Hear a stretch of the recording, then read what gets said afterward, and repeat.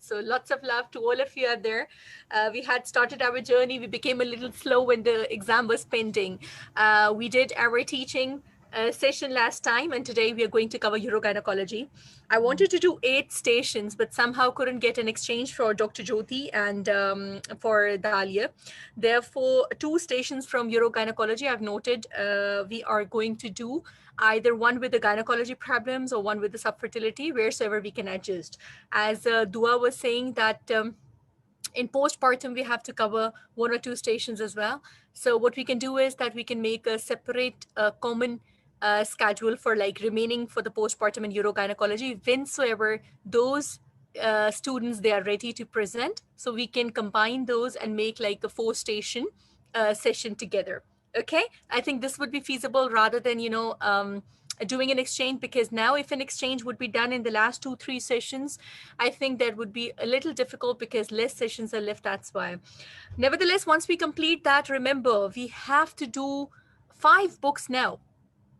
We have to do Oxford, we have to do Tony, we have to do Get Through, we have to do Lisa Joel, and we have to do recent Dr. Kunja's book, which I've posted in your group already. So 5 books have to be done. Older batches, they've done around 2 books. They've completed that. Now they've started their third. And the first batch, which was started in February, they've completed around 3 books. Now they're doing their 4th book. So again, you have a lot to cover whensoever exam gets decided. These are the only exam stations, and then we are going to cover up all the books as well. All right. Thank you, Harshiba, for joining in. A very warm welcome, sweetheart. Long time.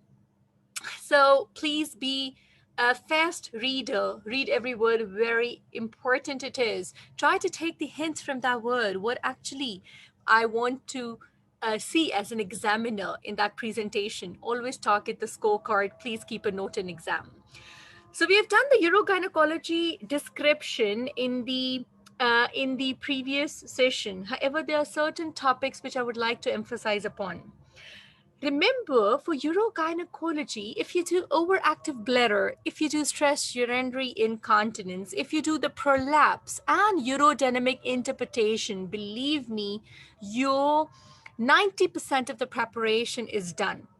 Rest of the topics, they come very rarely, or they come as a part of some station. For example, consent for colpose suspension. It's very rare that you're going to get that, but you should be knowing about colpose suspension, what can be the side effects, what can be the adverse effects. Similarly, there's one station in Lisa Joel about mesh erosion after TBT.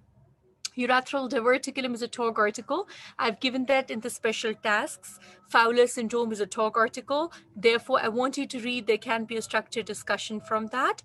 Incontinence in pregnancy, post-delivery, it is common. In postpartum, we are going to do in fact, I've given that in these special tasks, 1 station regarding the postpartum urinary complaints. Now, you all need to remember that pelvic organ prolapse, it's a very, very important station with an intact uterus, along with that, with hysterectomy, wall prolapse as well. Fistula up till now has come as a structured discussion. We'll do one today. However, it can be a simulated patient task as well. Therefore, I shifted that in the special task so that I can assess you guys that how do you explain, if at all, some complication like fistula has occurred. Pessary we have done in the teaching station. Generally doesn't come as an SPT, but still you should be knowing. I want a perfect understanding today regarding the bladder diary. I wanted to do urodynamic chart today as well, but because we have to reduce one of these stations from today's count, therefore it has been shifted to the next session. But I want a perfect understanding in urodynamic, please. Post hysterectomy, loss of fluid per vagina, that is what? That is fistula, postpartum voiding dysfunction, and the VVF. We've got certain PILs in RCOG. If we don't have it, any topic in the RCOG, we all know that we have to search in the NHS patient information leaflet. Today, the most important thing for which I'm going to test you guys is the time management. What's the reason for that? The reason for that is that urogynecology, the history is quite bigger as compared to other modules, and that would happen the same for your subfertility as well. The subfertility and urogynecology, they are longer history templates. I want all the students to stay focused in the history taking so that there's no problem in managing time. And I would see here, I will tell you that what are the extra questions you people can just skip. What are those questions we need to be very clear about, that these should not be skipped because they're part of information gathering and part of applied clinical knowledge as well. There's one mic unmute. I think it's Dipti. Dipti, one mic is unmute, sweetheart. Yeah, go in the mute mode, sweetie. Thank you, thank you. All right. So stress incontinence, you're going to begin with asking about how it is affecting her. Since how long does she have it? Is it related to the bulge down below as well?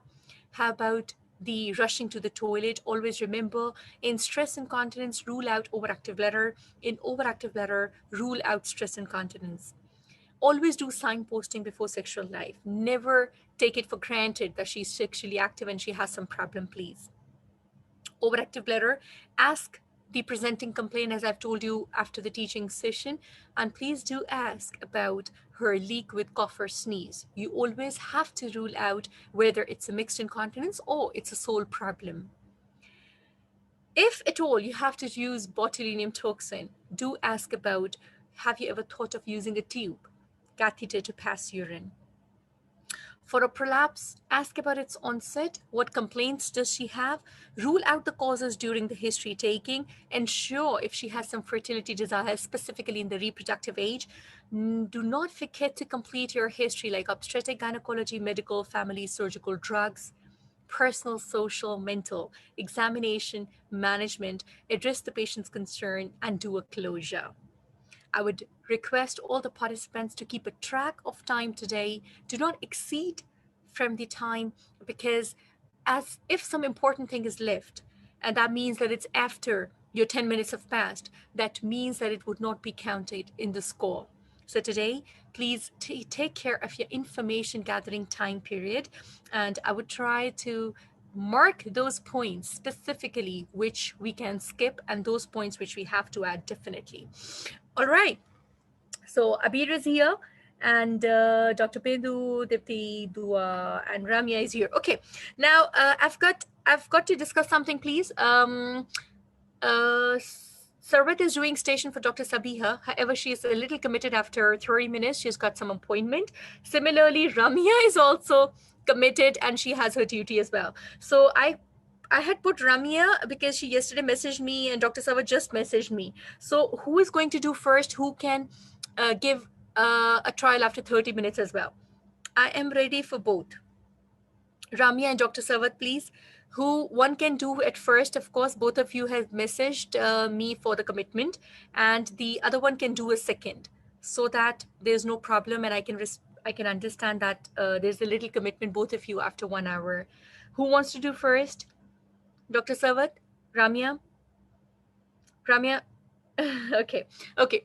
Dr. Sarvat, after Ramya, I'm going to take you, right? For the second station so that you can proceed for your appointment. All right? Okay, right. So Ramya, please unmute yourself. Let's see, Ramya, my train. How are you? Are you still a train, or have you shifted to become a little slow car? Not sure. After a break again, I think I became a train. It's been a long gap, so I hope you have not turned into some aeroplane. Yeah.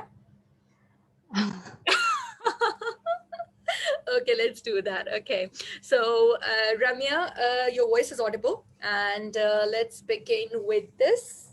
2 minutes time. All right. So, Ramya, your 2 minutes they start now. Go ahead. Chart is not visible for me, Dr. Chitra. Yeah. Yes. Is it? Yes, it's okay now. Okay, next page. Sure.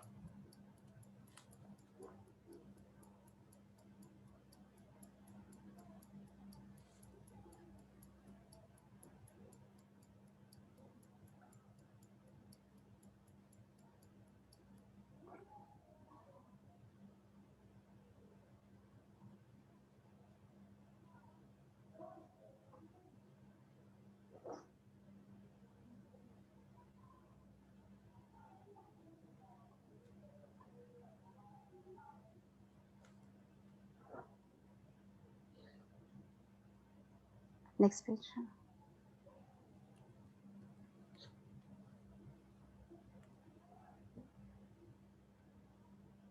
Next page. Yeah, change that.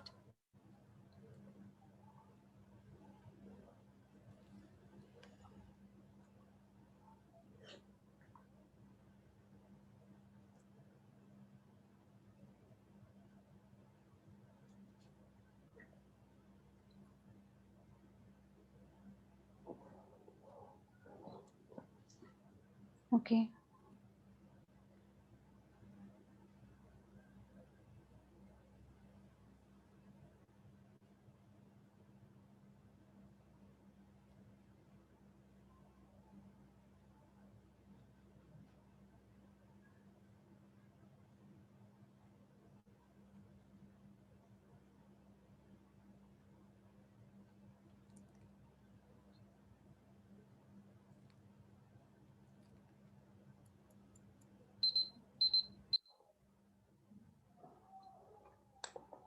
Start, please. Okay.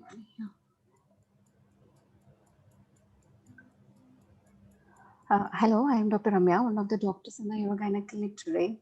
May I confirm your name and age, please? Yes, hi, doctor. Doctor, I'm Valerie Cameron. I'm 62 years. Okay. How may I address you? Yeah, Valerie is all right. Okay. Well, I have gathered from your GP letter that you are here for your problems with the waterworks. Am I correct? Yeah, exactly, doctor. I'm really in a trouble. Okay. Sure. In the next few minutes, I'll be discussing about your problem, address all your concerns, and we'll together formulate a safe management plan for you. How that sounds to you? Yeah, that's okay. That's what I'm here for. I desperately need help. Okay. Well, can you tell more about your problem? The problem is that it's about 4 months plus that I'm having a problem with the waterworks, in the sense that I have to rush to the toilet, and if I don't make to the toilet, I have wetting and there's a leak, and that's bothering me so much now that I cannot go anywhere. In fact, I am afraid of a travel as well, for the reason that if I not find any toilet around, I mean that would be a problem.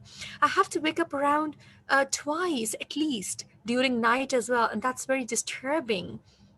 Doctor, please help me out. I went to GP. He gave me a diary. He Okay. asked me to have some breaks in the toilet, but that's not making any improvement. Okay. I'm so sorry, Valerie. The issue is really bothering you much, and understand that it affects your quality of life as well. I'm here, and we are here to support you. And is it okay if I ask you a few questions so that I can have a better understanding about your Yeah, problem? please go ahead. Yeah. Okay.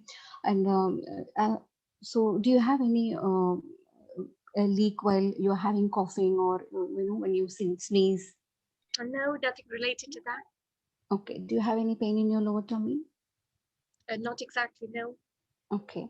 And do you observe any blood stain in your urination, A blood-stained wart? in your pee? No, nothing like that. Pee is absolutely fine. I mean, the flow is Okay. fine. It's just like rushing to the toilet is an issue.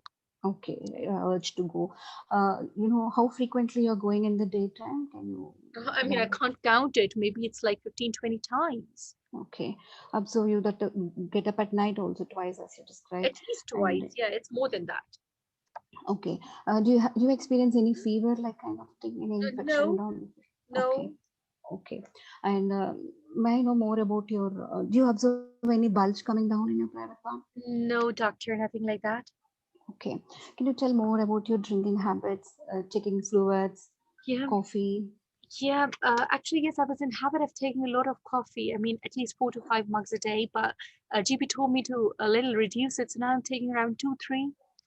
Okay, that's good. I appreciate that you're following advice.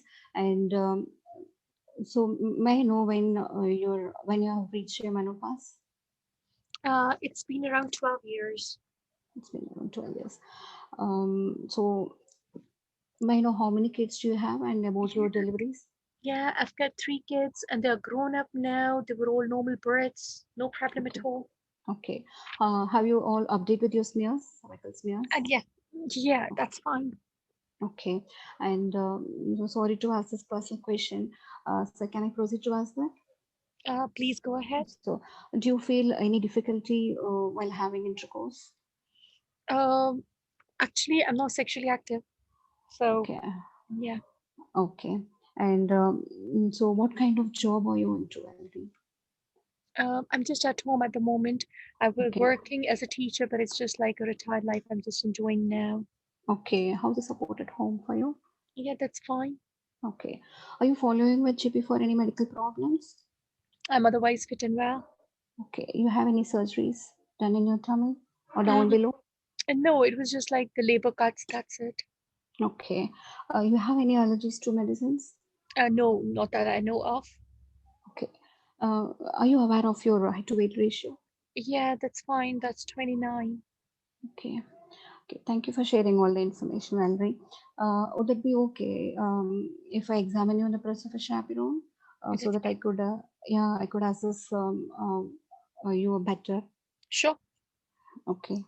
Thank you for your time. And so I do observe from your history and examination, and I do have a bladder diary in front of me. And um, so this is a problem what you're having. We call as urge incontinence. Have ever anyone discussed with you about this? GP told me a little about that, but what actually am I having and why is that so? So what it means, like the urine bag, it may not hold some capacity of your pee, and it starts leaking. It may not be able to hold that much, the so it starts leaking before you feel like rushing to the you feel before you reach the toilet. And so what could be basically any women who are on a weight on a higher side, they may experience this, and it depends upon the fluids the women who take. Like as you told already, you are a coffee lover and you drink a lot of coffee. And how do you appreciate, Valerie, after cutting down the coffee? How do you feel your symptoms been relieved? Yeah, it's not getting better. It's getting better. That appreciate that. So probably this kind of fluid, whatever the drinks you take, and these kind of things also may cause this a leak of pee. And sometimes women who are diabetic, who have their abnormal blood sugar, may also have this leak. And because of the aging, the muscles become very weak around the area of urinary thing, and they lose their support, and there can be a leak. These are the some of the reasons we understand why the patient is having. So a women with your condition, what we always advise, we advise them to go for a some lifestyle changes, we call us. And already I understand that your GP has given some bladder training. So how you could able to do this so far? No, I'm not very happy with that. I mean, it's not making any effect at all. Okay. So what are your expectations? Should I I mean, want what to discuss? next? What next? I mean, there's any treatment plan for this? I just want that I get rid of this problem. I mean, do Yeah, yeah. anything. I'm ready to follow your advice, doctor. Yeah, well, I appreciate that. So the options available are usually whatever the treatment options we advise the women, we always advise her to go ahead with your fluid management, like the amount of fluid whatever you're taking, to restrict it to 1.5 to 2 liters per day, so that it really helps in settling the severity. Also, we advise you to take some drinks 2 hours just retiring before to bed. Like close to bed, we don't want to advise you to take any fluids. And the bladder training you have to keep on continuing. And the other mode is like we'll give you some drugs. This is we call as anticholinergic or antimuscarinics. And so after making sure that it will suit to you better, ruling out all the so the drug suits to you, we assess you, and then we'll prescribe you these drugs. And you're supposed to take this drug for a minimum of 4 weeks to understand whether it is working for you. Okay. So I'm going to start it today. So we'll have a check on your blood pressure or all things, and if you feel you're fit to take this drug, I'll right away give you the prescription for this. That's fine. What drug am I starting? So this could be we call as oxybutynin. Mm-hmm. So we'll give this Gonna have some side effects with this? I mean, is it safe otherwise? um, This has got this has got its own side effects, like it may cause dry mouth and a dry mouth kind of thing. In case if you experience more side effects because of this drug, there are an alternative available. The same tablets can be used as a patch for you in case if you have more side effects. And if you observe side effects, it means that the drug is working for you better. So Mhm. so we'll give in the form of a patch for you, so you can apply that patch. And in case if we feel after assessing you after 4 weeks, if the drug is not working, then we may need to change another drug. So for to change it to another drug, really we have to wait for a period of a month, so that the choice can be made better for you. And if these drugs are not working, so the other option could be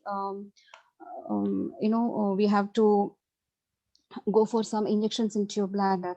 And the only disadvantage is, like, if at all, if you are choosing to go for an injection at a later date, if the medicines are not working, then you may need to insert a tube into your urinary area, so that you should go for pee whenever you want to go for a pee, because you have to insert a tube inside your urethra.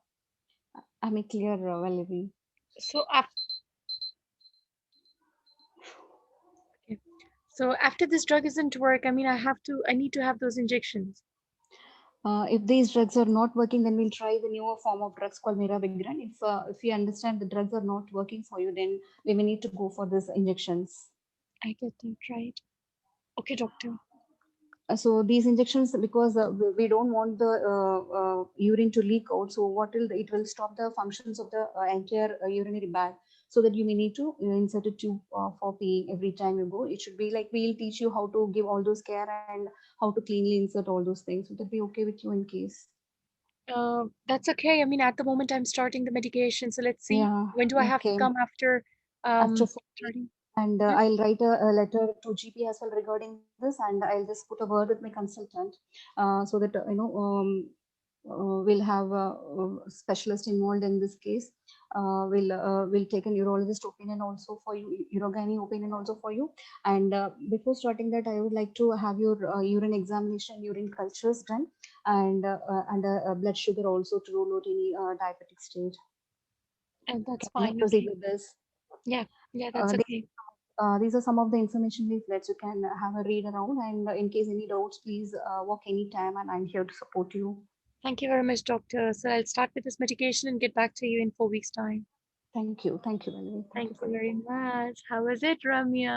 How did the overactive bladder go? I don't know. So a little fumbling was there, but still, you managed to do. The outline of the station was good. Yes, Dr. Bindu. Yes, Girija. How did Ramya do? Jyoti is not here. Girija is very happy on the presentation. Yeah, Girija? Okay, so very well done. So tell me anywhere you were having a little trouble doing the station, or telling about something, or you were shaking some information. I could sense that in few points. Yes, Ramya. Where did you go? Hello. Hello. Yes, Ramya. Yes, my dear. So in all the domains, I felt like in in talking with the patient, I was lagging in conveying in a layman language. Yes. Yes. I'm trying to find words difficult, Mm, so that I could make her understand.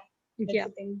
I could sense that. I'm going to explain that to you where the things they can be better, but there were many things which were good as well, which we have to discuss now, just to boost up the confidence that the things were in a good flow in the station, specifically the information gathering, Ramya. That was very, very good flow. I mean, one after the other, the questions coming and the answers coming, the questions coming, the answers coming. I mean, there was less of the fumbling in the information gathering. That shows that you had practiced that. Very well done. Introduction was really good. Communication with Valerie, she was happy with your communication. You made an agenda. That was a good agenda you made. You started with an open question of information gathering. You did offer me support in the very beginning when I said that I'm in trouble and need your help. So you did offer me support. You ruled out stress urinary incontinence in the information gathering. That was good. You did rule out the bladder pain syndrome, asking pain in the lower tummy as a differential diagnosis. You did rule out urinary tract infection, asking blood in the pee and the pain and a fever. So these were all good points I was noticing, that how good in a scale of information gathering you're going through, and it was a very good flow. You asked about the bulge ruling out prolapse. You asked about the coffee reduction, and you did appreciate that I'm trying to reduce that. You asked about my kids and the obstetric history, about the support, medical history, surgical history, the allergy, the BMI that was 29. You did examine me. You did come to the condition as an urgent continence, and you tried to explain that. However, I would like to little improve the explanation. There was a little fumbling, a little difficulty in choosing words in talking to Mrs. Valerie in terms of explanation of the overactive bladder. I'm going to tell you about that. Then you started the asking me about the bladder retraining, and you started me on drugs, oxybutynin, and if it doesn't work, then you told about the mirabegron and then some injection treatment. So all these points, they were good points. They were in a flow, and that was fine. You did give me patient information leaflet, and you offered me support as well. So coming to the aspect of the points which you have to improve. When we started off, go back to the recording, Ramya, whenever you get time, you'll see that once I started after your agenda, you said that, hi, I'm Dr. Ramya, one of the doctors in the Urogynec clinic today. So may I confirm your name and age? I said, Miss Valerie Cameron. You said, is it okay I call you Valerie? I said, yes. I've gathered that you're here from your GP letter that you're here because you have some problem with the waterworks. I said, yes, doctor, I'm really in a trouble. You said, okay, so can I ask you questions to know more about you? So rather than this, okay, because your template was in your mind, so rather than this, okay, you have to catch this word that she's in trouble, and you say that, yes, I can understand, Mrs. Valerie. Me and my team of doctors are here to support you, which you said once I explained my condition in the first question of information gathering. That had to be a little preponed. I noticed there when I'm saying I'm in trouble, you said, okay, can I ask you questions? So please acknowledge.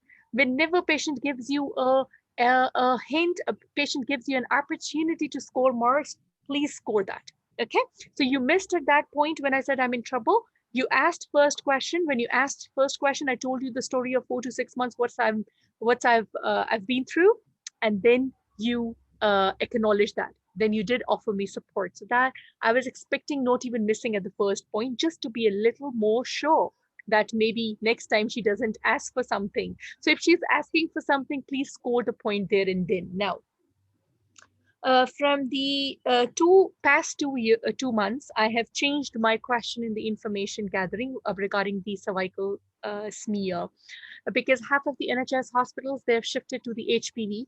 Half of them are still going to shift to HPV. So now smear might not be an appropriate question to ask in exam. So all of you, please, it's better to ask in a way that, well, Mrs. Valerie, may I know about your cervical screening? Is it up to date? So this is a better way, because she might be having a smear. We don't know, till exam, what is the thing going on. So it's better that we say cervical screening rather than smear now, because she might not have smears now. The patient might not have smears. Am I clear about this? We will change our old question, all of us. We will change our old question. And this is what I'm telling to my Irish students as well, because in Ireland, they've also shifted to HPV triage. So we all would shift to the word, may I know about your cervical screening? So that is an appropriate word that covers both the smear and the HPV testing as well. Am I clear, everyone? So this is not only for Ramya, this goes for everyone. We will change our question, and we would say about the cervical screening. Okay. Now, in explanation, there was a little fumbling, and we need not add on to the word, like you said, that we have because when the patients, they have weight on the higher side. May I know what is the pathophysiology behind overactive bladder? Is it the weight increase, or weight is a risk factor for some other type of incontinence? Because when you explained the condition, you said because of weight. May I know, weight is a risk factor for which type of incontinence? It's stress urinary incontinence. Remember, overactive bladder is worsened by increased BMI, but stress urinary incontinence is caused by increased BMI. Do you people see the difference? Overactive bladder, the cause is not increased weight. It is, yes, if increased weight is there, we tend to decrease the weight. Why? Because it is worsened. The condition is worsened. However, stress urinary incontinence is the cause, one of the causes having more weight. Am I clear, please? Am I clear, Ramya? Yes? So, Yes, including ma'am. that weight thing, please tell me that she had a BMI of 29, all of you, please. So, had we need to attach her to some dietitian and all because it's more than 25? So, need we give her weight reduction advice and all? Because it can worsen her overactive bladder state? Dr. Bindu says yes. Harshiba says yes. All of you, please be active in the chat box. Please tell me. Would we advise her, Girija? Would we advise her, Dr. Sujata? She is BMI 29. Would we advise her for weight reduction for the reason that it can be worsened with overactive bladder? Yeah. Abir says yes, we are going to advise. Dua says, Dr. Bindu says 8% to improve symptoms. Okay. Dua, may I know why won't you advise her? Fawzia, why won't you advise her? Absolutely fine. Absolutely perfect, Nadra.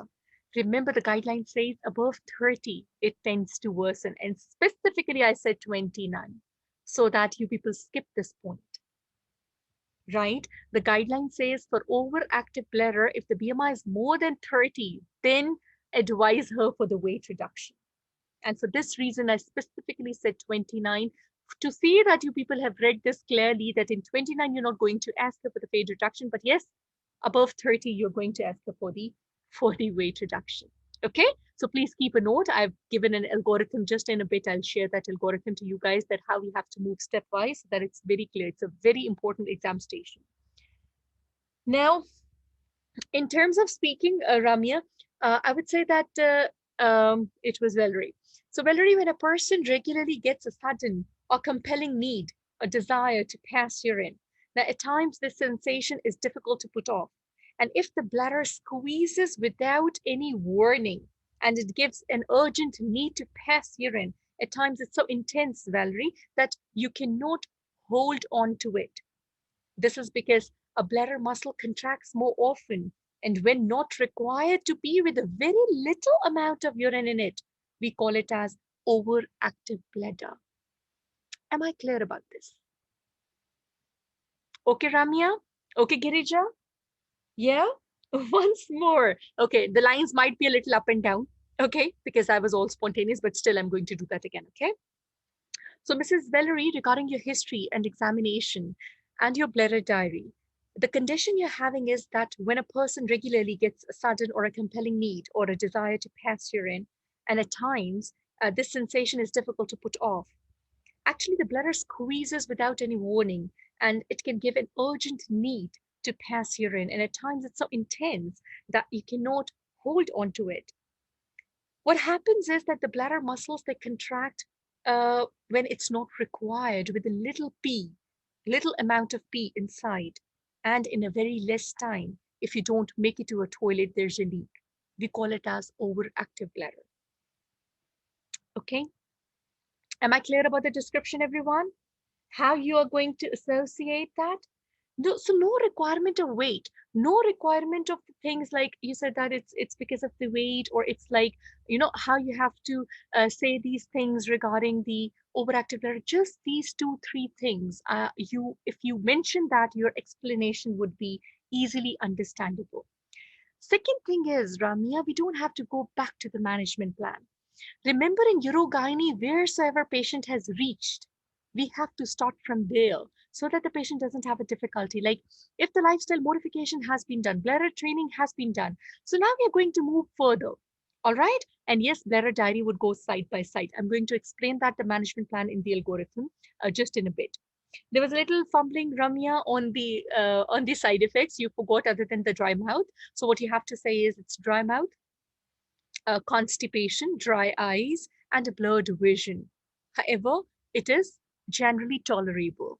So I'm going to tell that in the management plan how we have to cope with that.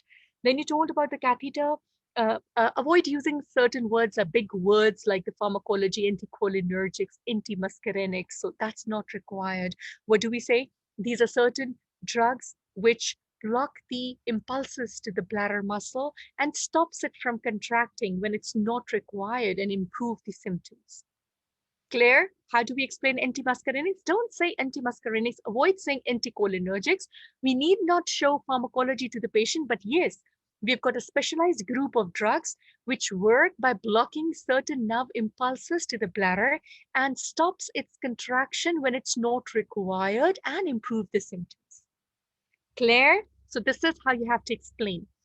Now, catheter, if you have to say, I was not getting the point that why are we using catheter in botulinum toxin, please? What I understood from our talk was, Ramya, that we are using catheter because it has to be done to drain the bladder. Am I right? This is what you were trying to say to Mrs. Valerie, that we used catheter as a treatment plan in botulinum toxin? Yeah? Please tell, Yes, sir.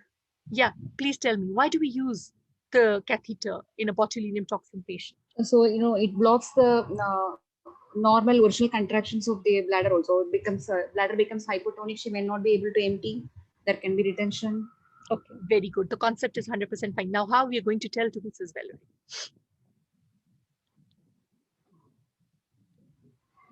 So when people are using these drugs, uh, so this avoids the urine bag from squeezing during unwanted times. Meanwhile, during attempt of passing also, it does the same work. So women may not be able to pass urine on her own. Okay, I'll tell you an So easy word.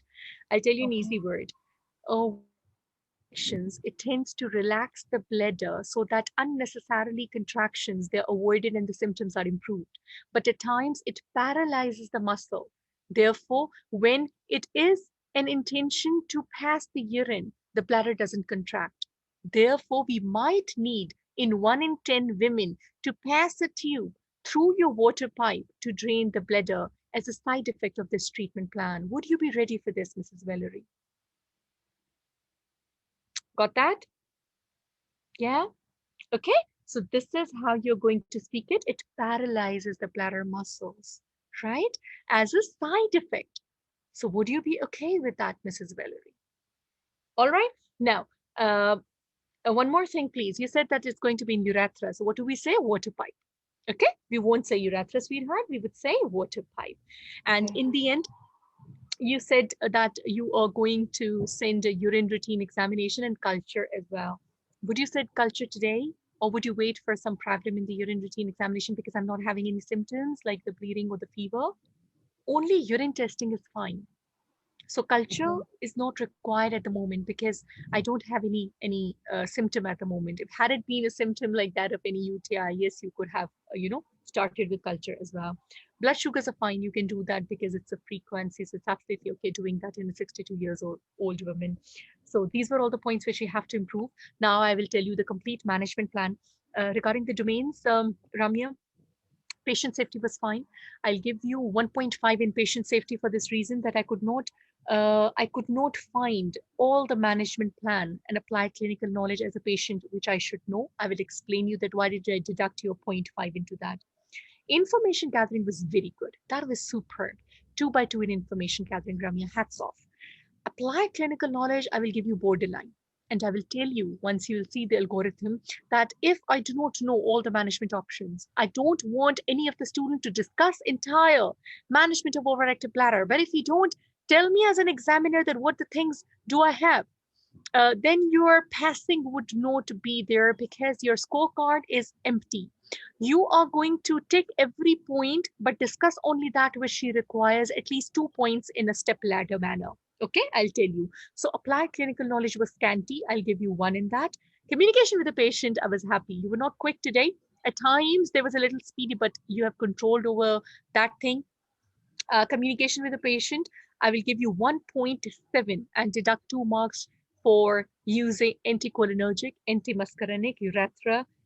These points were a little jargon. So for just those, I'm going to deduct few marks. Rest, I will tell you that how we have to improve. So this was regarding your scorecard. Let's go to the examiner's key. Communication with the patient and the relatives was fine, though a little improvement we can do in explanation. So I was not very comfortable in understanding overactive bladder, right? But in terms of your giving me support and approach towards talking to the patient, that was really good.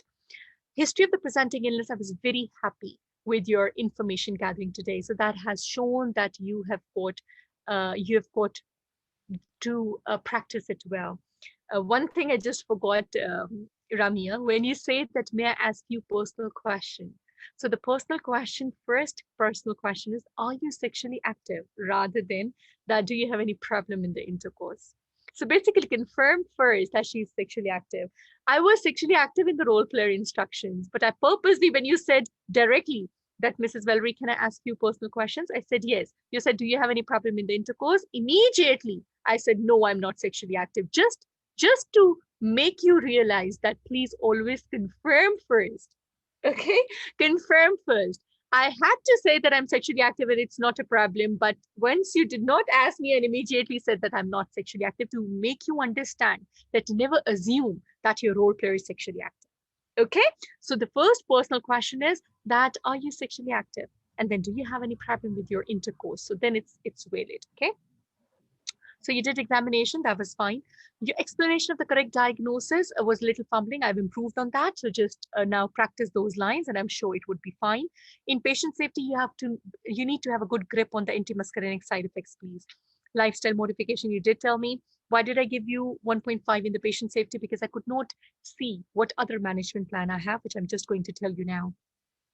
Applied clinical knowledge could have been better. We could have improved on the applied clinical knowledge. Once I'll start, I will ensure that to begin with, I have to be sure that it's not the waterworks infection. Therefore, we are going to send the investigation to rule out any infection in the urine. To begin with, it would be a bladder diary, which you have already maintained. I would just like to make a suggestion, Mrs. Valerie, that you can continue maintaining your bladder diary with the treatment as well. Reason being, we can assess that how far we have improvement with the medication. As you have already started reducing on the caffeine, these caffeine, they irritate the bladder and make it upset. Therefore, it is better to reduce your intake, and with the passage of time, it would aid in improving your symptoms as well. At the same time, modification in the drinking habits is essential, because if you take more fluid, it is going to make more rushing to the toilet. Therefore, decreasing it would help you in improving your symptoms as well. In this station, I will not touch this point. If she would be more than 30 BMI, now in the sequence, I will tell her that I'm going to connect you to the dietitian, and the exercise program to reduce the BMI would help you in improving your symptoms. If she is less than 30, I will skip this point in the sequence. As you've already initiated the bladder training, so if she has initiated the bladder training, I'll come to the drugs. If she has not initiated the bladder training, can somebody tell me that how you're going to explain her? There can be a case in which the patient comes to you at these points, only the lifestyle modification, and we have to tell her about the bladder training. So how do we tell about the bladder training, please? We need to clarify this, because there can be a case in which the bladder training has not been done, and you are going to start her bladder training, please. Who is going to tell me that how do we communicate to the patient that what is bladder training? Hi, ma'am. Yes, please. We say that we will give you, we will ask you to do a certain exercise by which you can gain more control of your bladder, and hence not go to pass urine every time you get an urge to pass. You are going to try to hold it and try to distract yourself, like either cross your legs or not try to go to pass urine, and increase the interval of time between Harshita, you go to is pee. it through an exercise? Uh, Ma'am, pelvic floor exercises. Is it for overactive bladder? No. Can I add? Yes, please. Go ahead. Yeah. Very well done, Harshiba. I'll just improve on this. Okay. Yes, Dr. Bindu. Yeah, I'll be asking her how long can she hold her urine. For that, I will ask her to. Then after that, I'll be marking on that, and I will be asking her to hold her urine for longer periods. Suppose if she is able to hold for an hour, I will ask her to hold for 1 hour 15 minutes for Agree. some We distraction or something. Yeah, agree. hold the pee. 100% agree with Harshita, 100% agree with Dr. Bindu, but this is how you do it practically. In exam, we have got only 10 seconds for bladder training because we've got a lot to discuss. So we have to Yeah, say we'll ask the you will have to hold the urine for longer hours, and you have to have more control of the urine. We'll be gradually teaching you on that. How to yes, do. yes. Okay, everyone note it down, please. In a crisp sentence, how do we can do that? Because we've got, I will tell you that why did I cut Ramya's score on applied clinical knowledge? Because she did not reach to the end.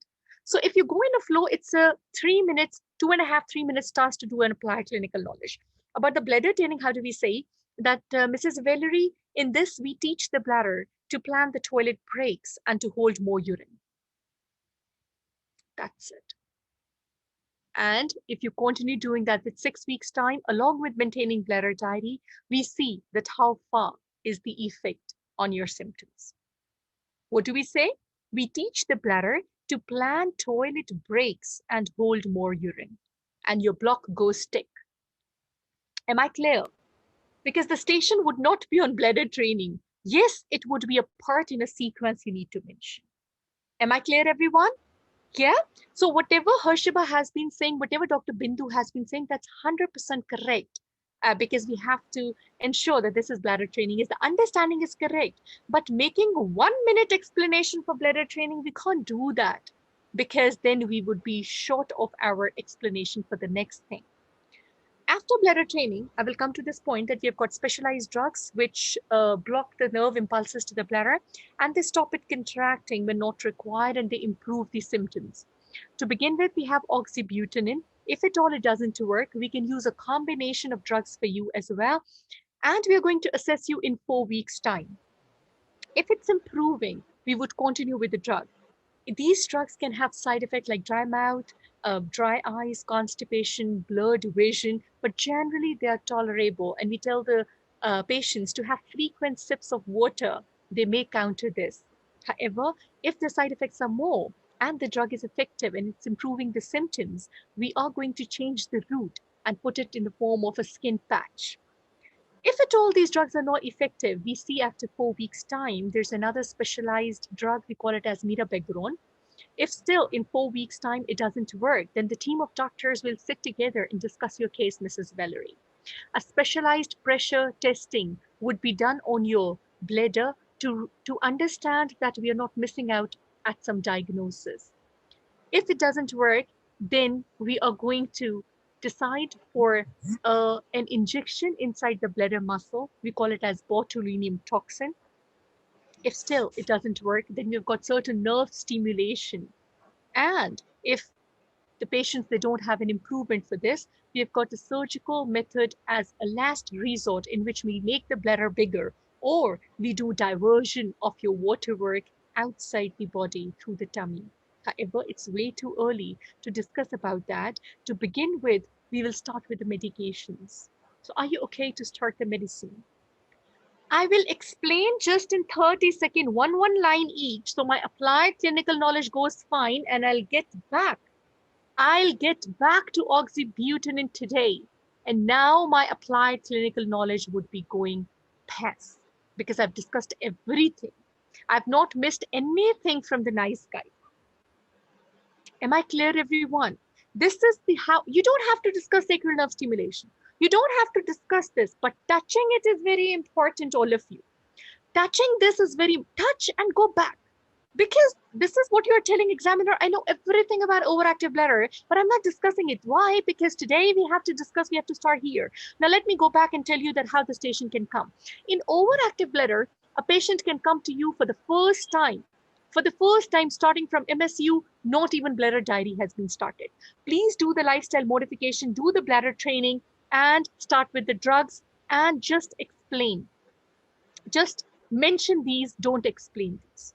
Now, if you go to Oxford case number 1, there's a case in which drugs are ineffective.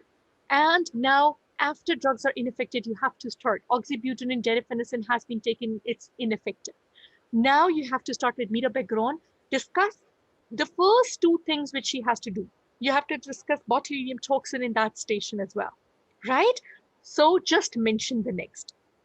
Generally, it won't be a station that botulinum has been done and it's ineffective, but still you should know the words for the sacral nerve stimulation and the posterior tibial nerve as well. But in exam, generally, they keep the station part from here and till botulinum toxin. They generally don't test you for this reason being that it's not very frequent that the patient comes to this level. Am I clear about the management plan now?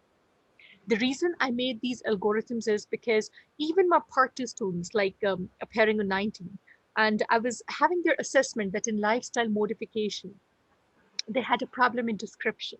And believe me, in lifestyle modification, in different questions, they were picking up weight reduction for OAB. Remember, weight reduction, lifestyle modification is for SUI. Okay? Here, it's caffeine as the first. Why? Because it triggers the bladder. It makes it upset. These are the terminologies you have to use in exam. So if you follow this algorithm, nothing would be difficult in terms of applied clinical knowledge. Okay? Harshiba, do we give off for the OAB as in? Pelvic floor, pelvic No, floor. my dear, no. Because the pelvic floor muscle training, the pathophysiology is in the stress urinary incontinence or the prolapse. We do not have the weakening of the pelvic floor muscles for OAB. That's the reason follow this algorithm. I was taking Urogyne a few days back and they were allowed 300 people of MRCPI, MRCOG. And when I checked the background doing a snowballing in teaching, believe me, I could get that they are not wrong in anticipating and doing it for all. Reason is that if you see the NICE guideline takes incontinence together. It does not separate the OAB, it does not separate the SUI. So the reason is that overactive bladder is something different. I will give you one example. I gave them a question, a mock question that a patient is having stress urinary incontinence, right? And it was a cough and on exercise there was a leak. And what would be the first step? And 90% they said MSU, midstream urine, because the guideline says in incontinence, please do MSU. For a leak with cough and exercise, MSU is not to be done. In NICE guideline, they are taking OAB and stress urinary incontinence together. We don't have to do that. If it's a frequency urgency, we rule out for urinary tract infection. In stress urinary incontinence, it's only a cough and exercise. So it's not a UTI. Similarly, in mixed incontinence, we do MSU. So we have to keep these things in mind when we are dealing with some situation, the pathophysiology and the background. If we'll understand that, there would never be a problem. So follow these algorithms in the exam question, and I'm sure you'll not miss out even a single point. Okay? Do you people understand?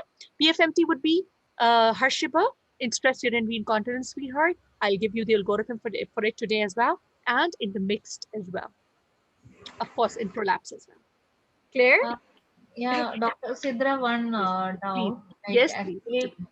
yeah, in sensory urgency, you had sent one document also, na PDF. Yes, my dear. Yeah. Just coming. The station is just coming in the next few stations. Okay. Yeah. Okay. If you want to ask, I'm open to the question, my dear. No, but that complete station. Yeah, there they are mentioning about the pelvic floor muscle therapy and the electrical stimulation. Yes, Yeah. I'll just come to that in the next. Okay.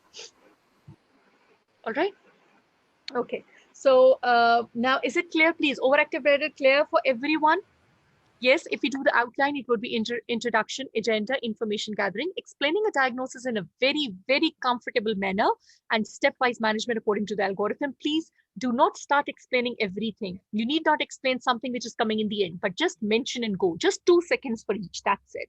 It should be a mutually agreed plan and tell her about follow-up. So today I would have appreciated if Ramya would have said that in 4 weeks time, you're going to see that how the things they go after starting this oxybutynin. So this is how you have to arrange her follow-up as well. Very well done.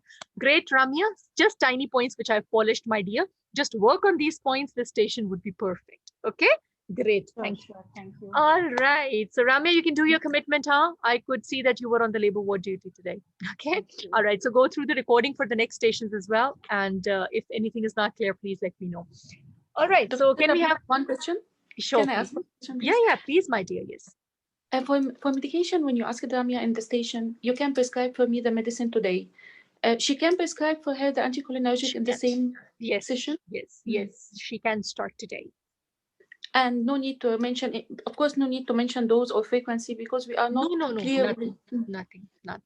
Just start it today and tell her that in 4 weeks' time we are going to assess that. Ensure that she maintains bladder diary along with that. She continues bladder training along with that because they aid the success of the drug as well. So they go side by side. Okay. Okay. Thank you, doctor. You're very welcome. Right. So let's begin with the station number 2. Sarvat, do we have you here? Sarvat? Would you like to do station number 2 or the last station, whatever is easy for you?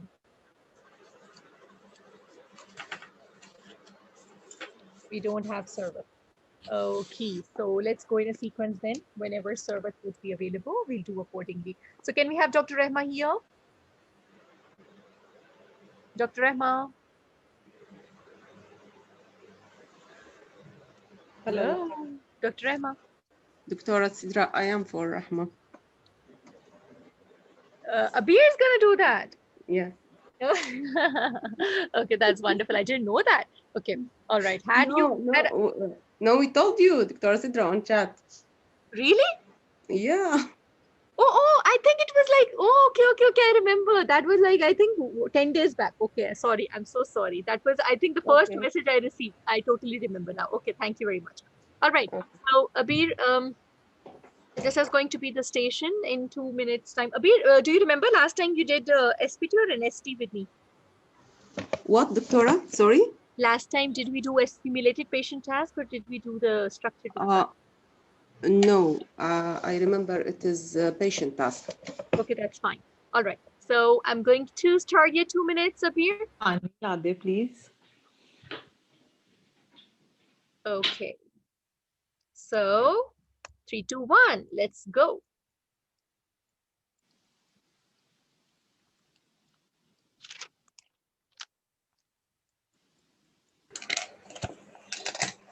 Okay, doctor, next.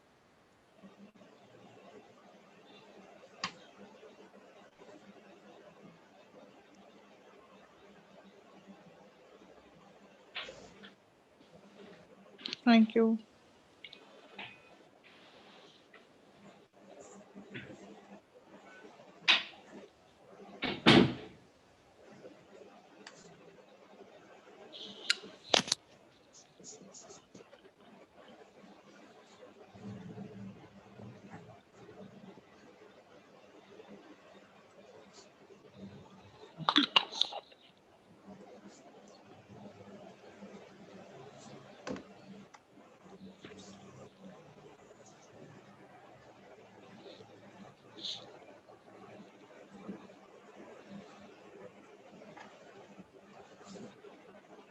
Okay, doctor.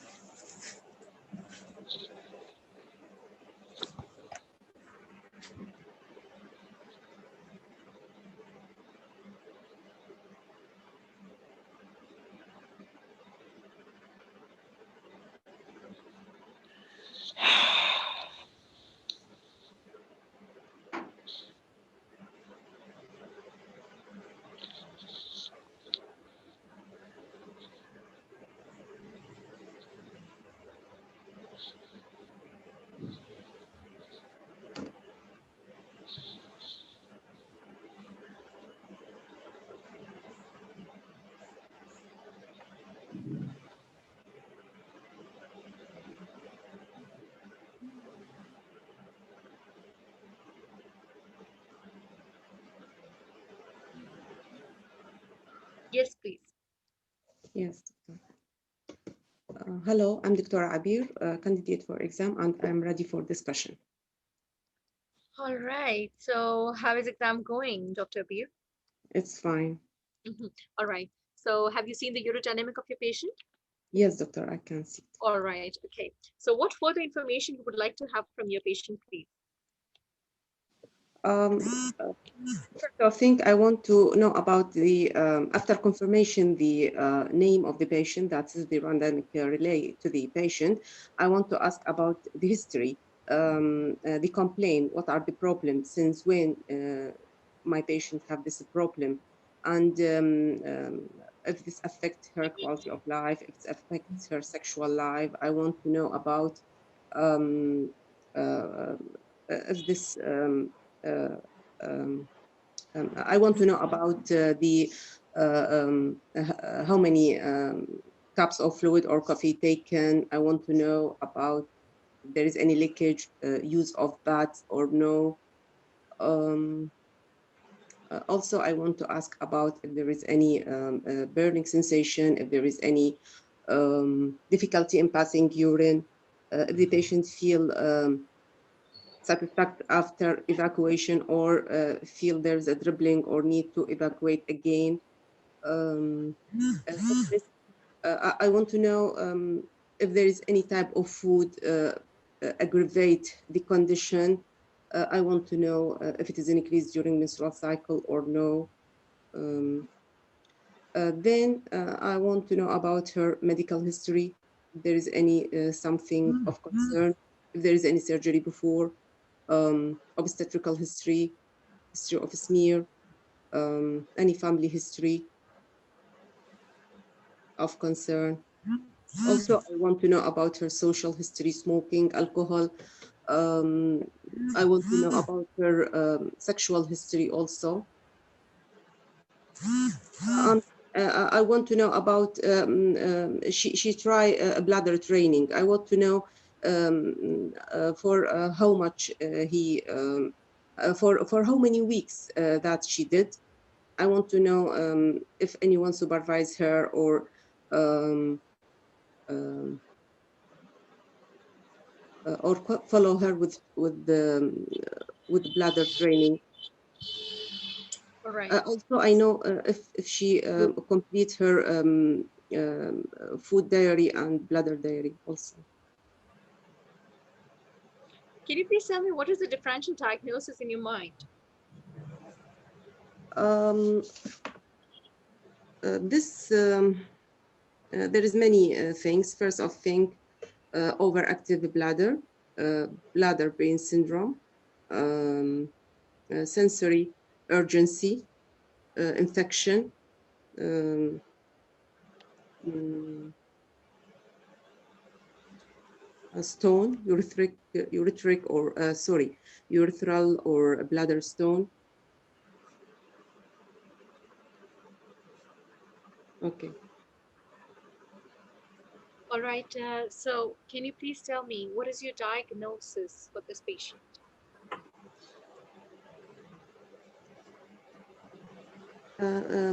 According to the urodynamic charts that you give me, I can see this is normal in first desire and maximal desire. I think it is a case of sensory urgency.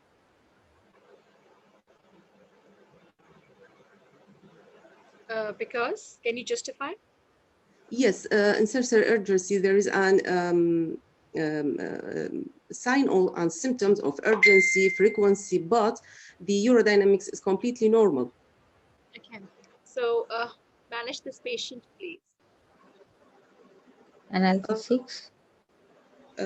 After the bladder training that they deal with the patient and it actually the patient not improve with it, I will try for her the check her history. If there is anything I can modify it about fluid, about the diet, about weight or any habit, I advise her about lifestyle modification. If it then bladder training, as I say, she's not improved, so we skip to the other choice, which is use the antimuscarinic drugs tried by oxybutynin, toldirodate and phenacil. Yes. I will review the patient after 4 weeks. Yes. Completely manage the patient. Go ahead. Yeah. Yeah? What? Please? Yes. Manage the patient. Yes. Continue management. Yes, after cholinergic, I can see the patient after 4 weeks to sure that the drug is effective or not. Otherwise, I want to deal with her by the management step by step. After this antimuscarinic drug, if it is not work, I will go with her with mirabegron. I start by the low cost drug. And according to the patient tolerance to the side effect or no, if she can take it orally, it's okay. Otherwise, I can use subcutaneous oxybutynin.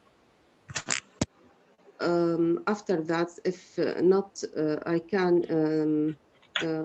refer the patient to the multidisciplinary team.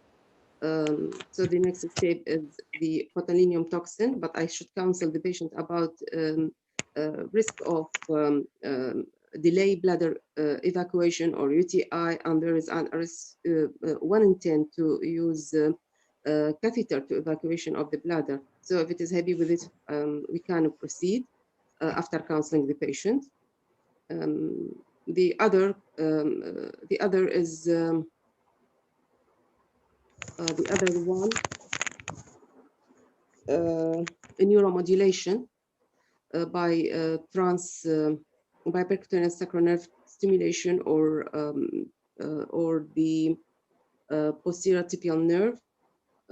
But I should take brief history from the patient if there is any pacemaker or else. And this module, this option, it will be should patient carry a test. So if it is okay, we can implant the device for her.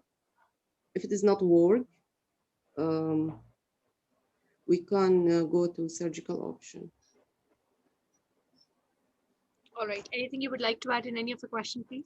You've got around 1 minute.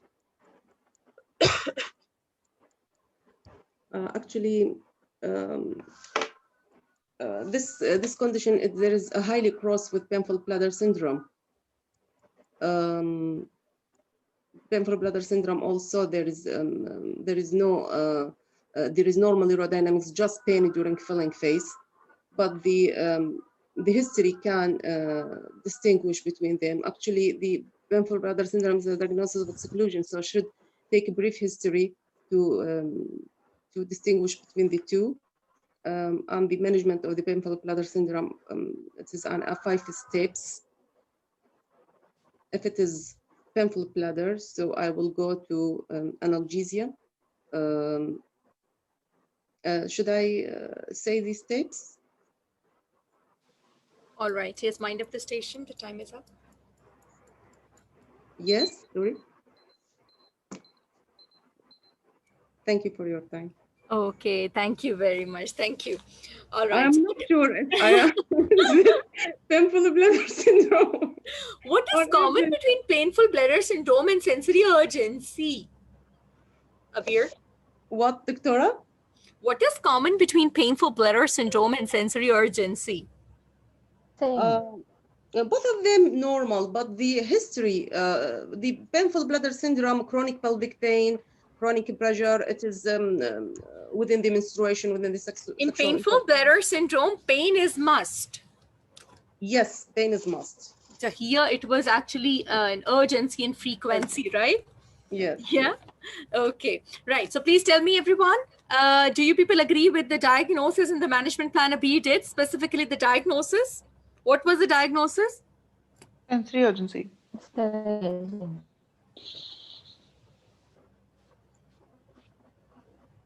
Okay. Is it sensory urgency? Anybody with any other diagnosis, please?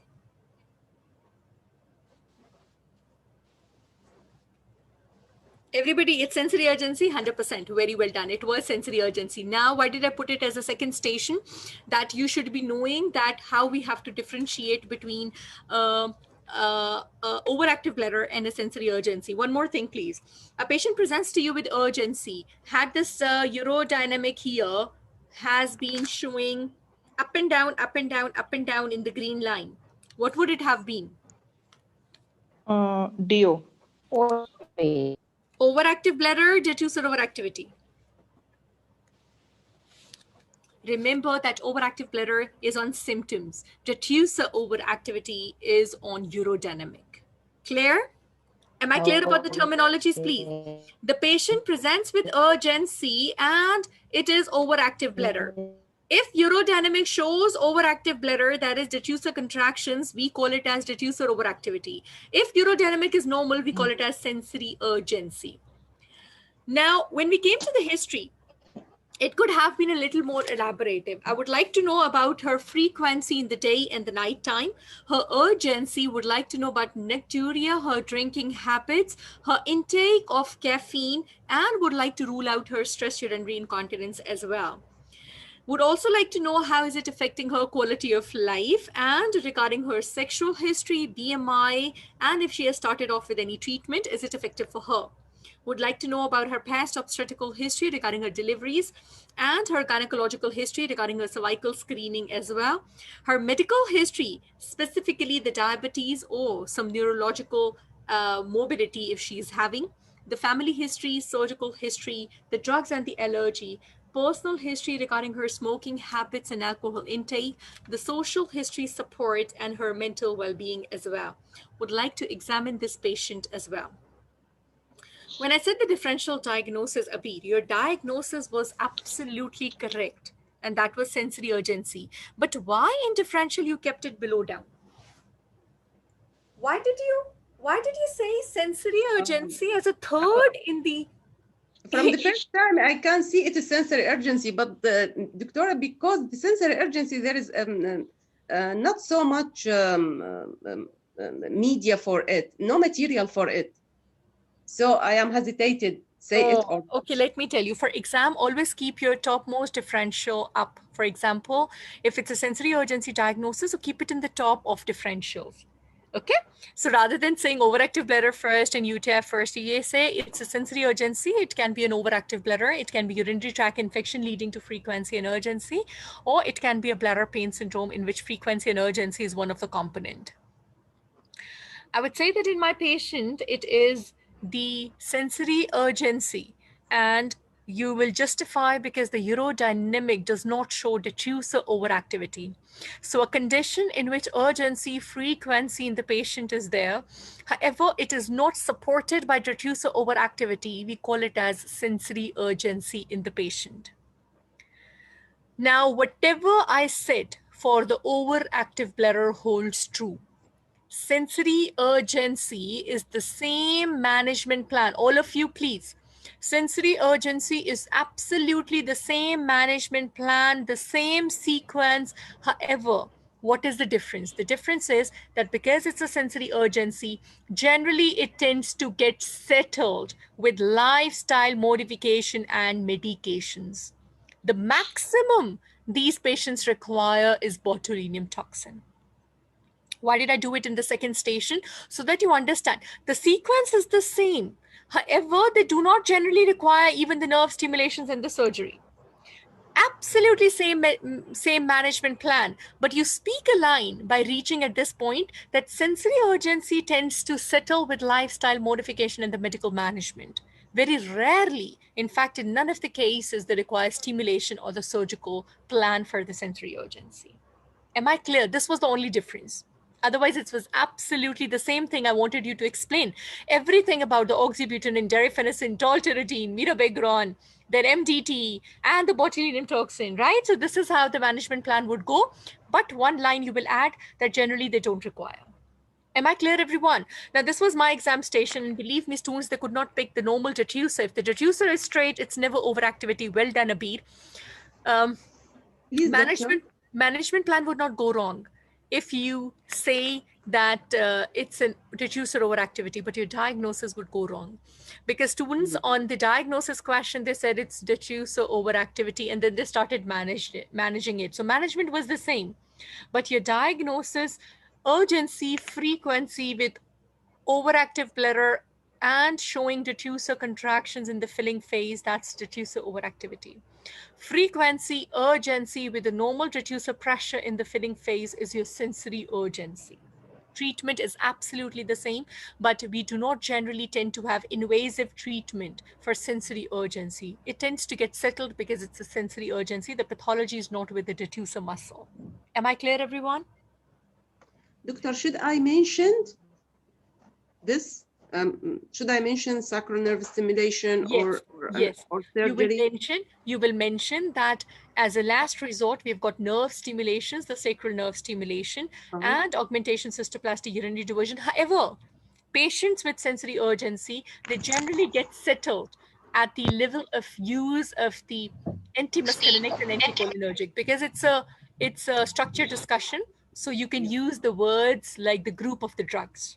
Yes. Right? Yes. So generally they get settled at this point and very rarely they require. However, for the sequential treatment, this is the next step of treatment, which they generally don't require. They tend to settle at lifestyle modification and medical management.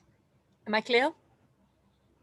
Clear, everyone? That's why I did it as a second station, so that in comparison, you people understand OAB and sensory urgency. Both are the exam stations. Please let me know. Any question regarding sensory urgency? So the first line, behavioral therapy, fluids, avoiding the bladder irritants, the weight loss. Now, there was one question regarding the pelvic floor muscle therapy. Now, remember that the pelvic floor physical therapy in the sensory urgency, it is not because of these contractions, as Dr. Bindu was also asking about this. Remember that pelvic floor physical therapy in a lady who is post-menopausal generally is for the strength, not selecting for this cause.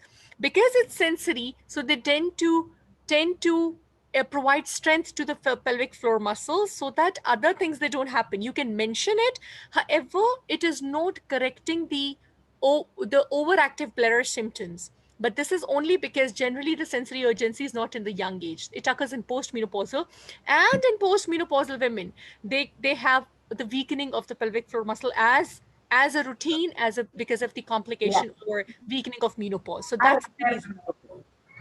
Claire? Thank you. So anticholinergics, please know about the side effects. I've sought this station for you guys.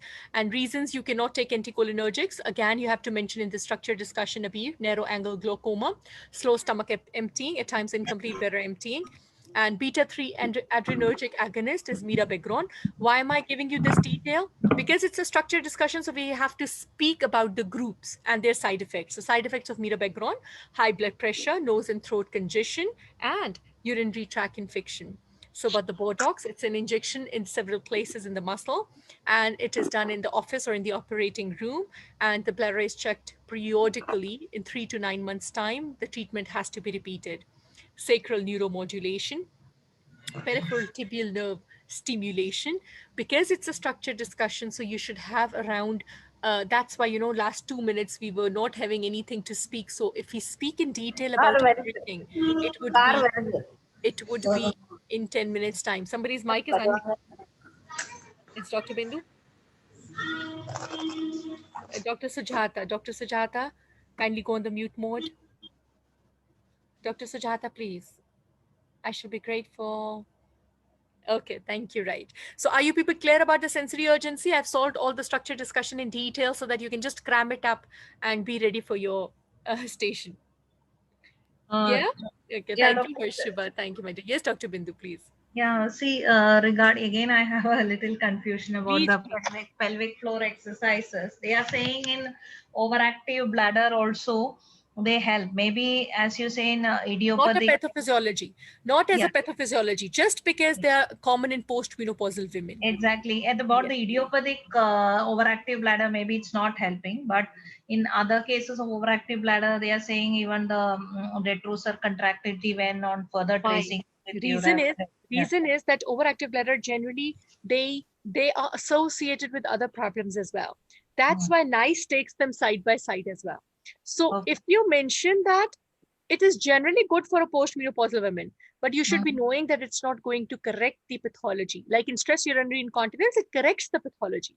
It gives strength and the urethra gets back to its normal position. So, but does it do, like if you are mentioning it, will it like cause an impact? No, it is not something. Okay, if you mention it, I'll tell you that how you have to mention. You have to say that because of the age, right? Because of the age, there's weakening of the pelvic floor muscles, and connecting you to the pelvic floor muscle exercises under the supervision of physiotherapist that would help you in improving generally the symptoms which mean in this state of menopause women they have. So don't emphasize on this thing that for this it is a treatment. So if you mention PFMT in overactive lower sensory urgency, it generally improves the strength of the pelvic floor muscle, which is generally weak in this condition of menopause. Clear? Yeah. So And when I'll do SUI, I'll tell you specifically what it does. Okay. So now there, my statement would be changed. Okay. Yeah. Thank you. Okay. Thank you, Dr. Bindu. Thank you very much, Abir. Very well done. In terms of the scoring, applied clinical knowledge, we can improve a little. So that was around 1. Communication with the colleague you did mention in this, and the patient safety, that was passing.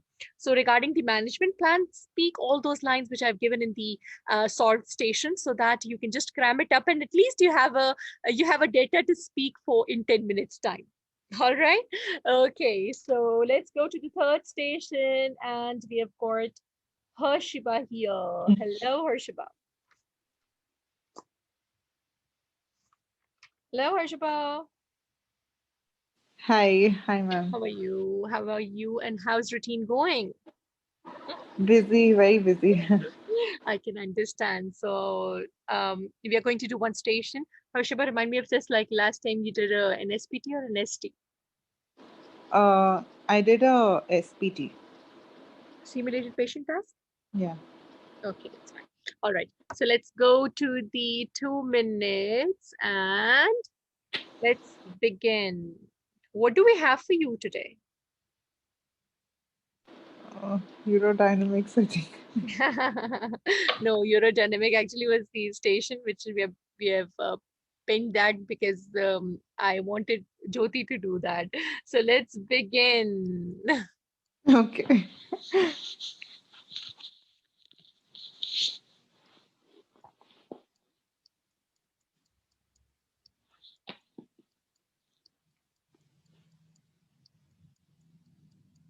Okay.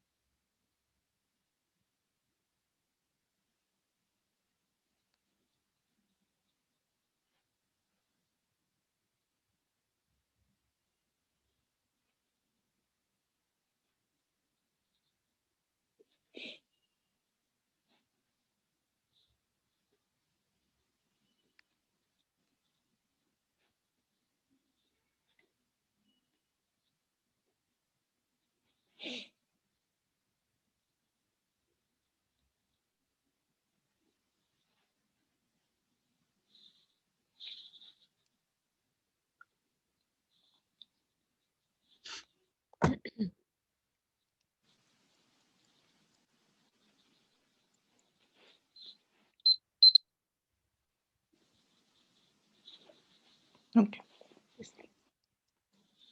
Hi, this is Harshiba. Good afternoon. Sorry, good evening.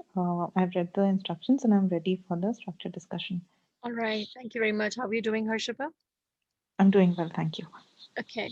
So you're here to discuss about Mrs. Lisa David, right? Yes. Okay. So can you please tell me that what actually is the background of your patient and what is your differential diagnosis? Yes, my patient is 51 years old. She has had a surgery for anterior vaginal wall repair and a hysterectomy alongside. And she's come with a complaint of passing watery vaginal loss for the past 10 days. Mm. So, in this case, I would like to know a few things in history.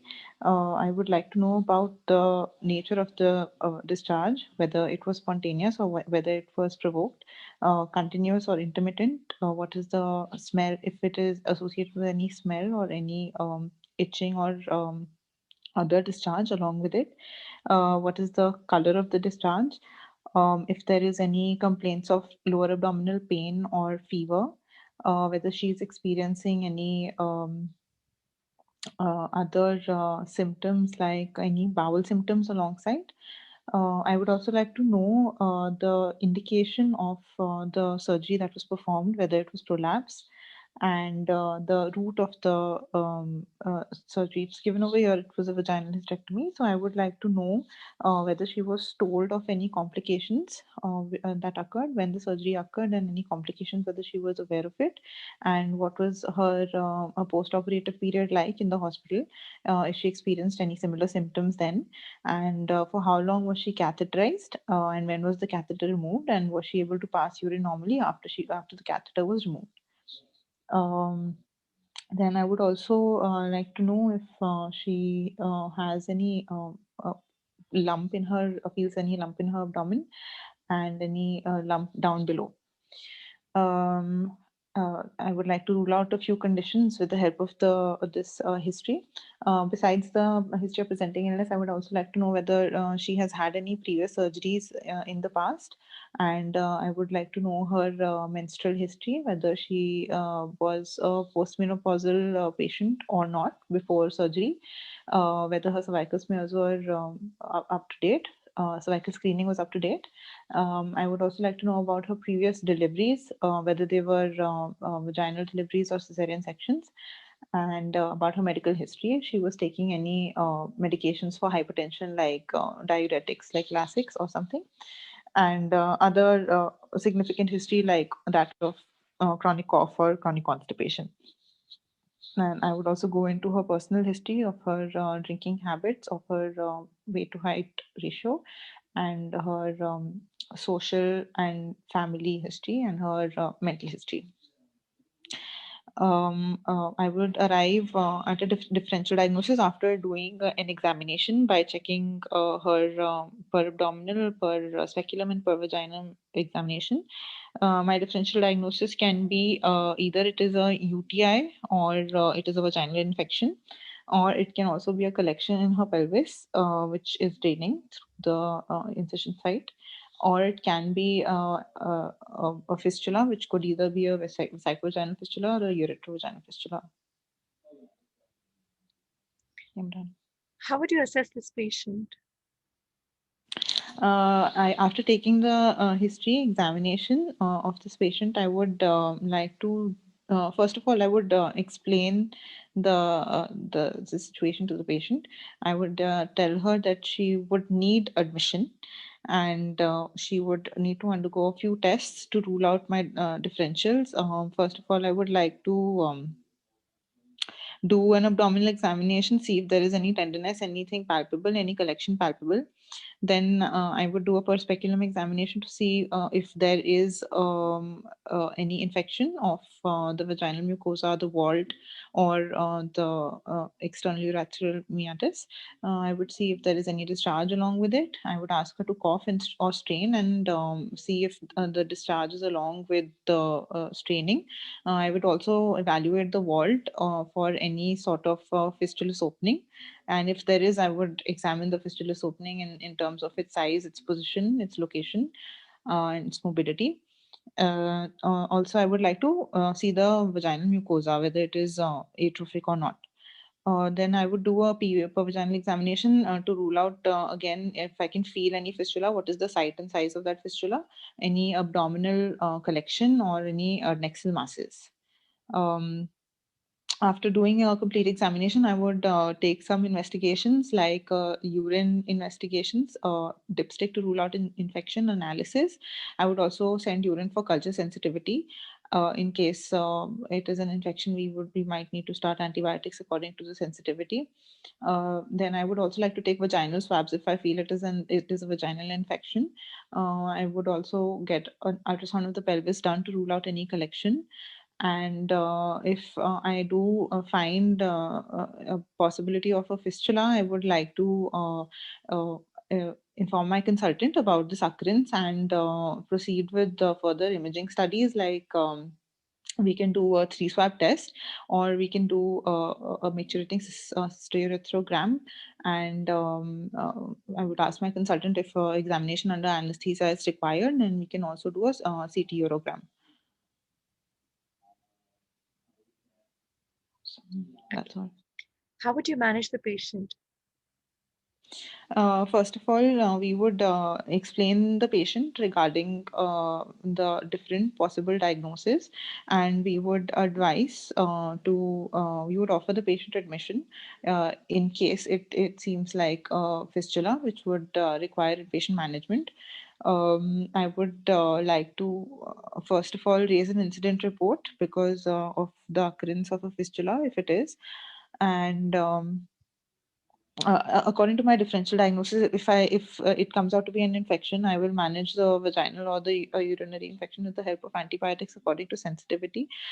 If it is a post-operative collection in the pelvis, then depending upon the size of the pelvis and in accordance with the advice of my consultants, I would either manage the collection conservatively or drain the collection under ultrasound guidance and treat the patient with antibiotics.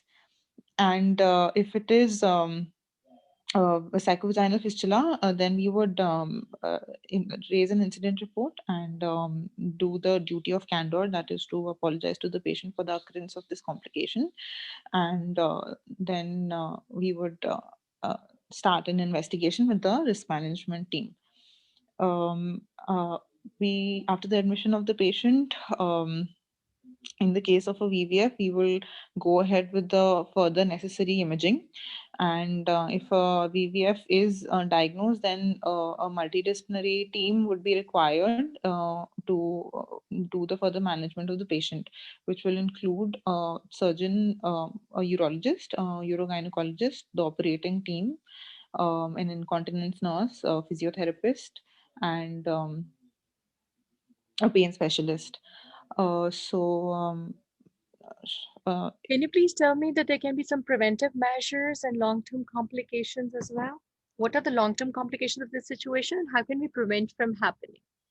The assessment of the patient preoperatively and to rule out risk factors in the presence of a hysterectomy, like any endometriotic lesions or any additions from a previous surgery are necessary, so that we can have preparedness for the surgery. If we do find that there are complications like adhesions or endometriotic lesions, then we can involve a urologist or a urogynecologist in the management of this patient. Either preoperatively, we can plan stenting of the ureters, or we can plan a per operative cystoscopy, and we can be vigilant about taking sutures near the angle of the vagina and near the uterine arteries and the infundibulopelvic ligaments. And also during the surgery, we need to be careful of the cautery that we are using near the sites where the ureter is close to the clamps that we place, like previously mentioned. And we need to look at the urine operatively to see whether it is draining any blood, or whether if we are doing the surgery laparoscopically, it is draining it is getting any bubbles, or it is filling with air. The long-term complications of a fistula can be scarring of the bladder, the kidneys, and ureters, hydroureteronephrosis, or kidney problems and The bell rings. chronic infections. Thank you for your time. Thank you very much. How was the station? A Thank you, fistula. sir. Were you expecting fistula, all of you? How did Harshaba do? A very smooth flow of discussion, a very smooth flow of communication. Very well done. Very well done, my dear. Okay, so anything where you were having a little difficulty in? Did you know that how the fistula, different type of fistula they're managed? Yes, ma'am, I did. I did not complete that part. Yeah. So it was like only that part that was a little short, which I wanted you to do. Oh, Dr. Sabia is here. Hello, Dr. Sabia. I'm so sorry that you're on duty today. Actually, I'm never planning to do on the working days, but actually this happened that most of the presenters, they were available today. So let's see that how did Harshaba do.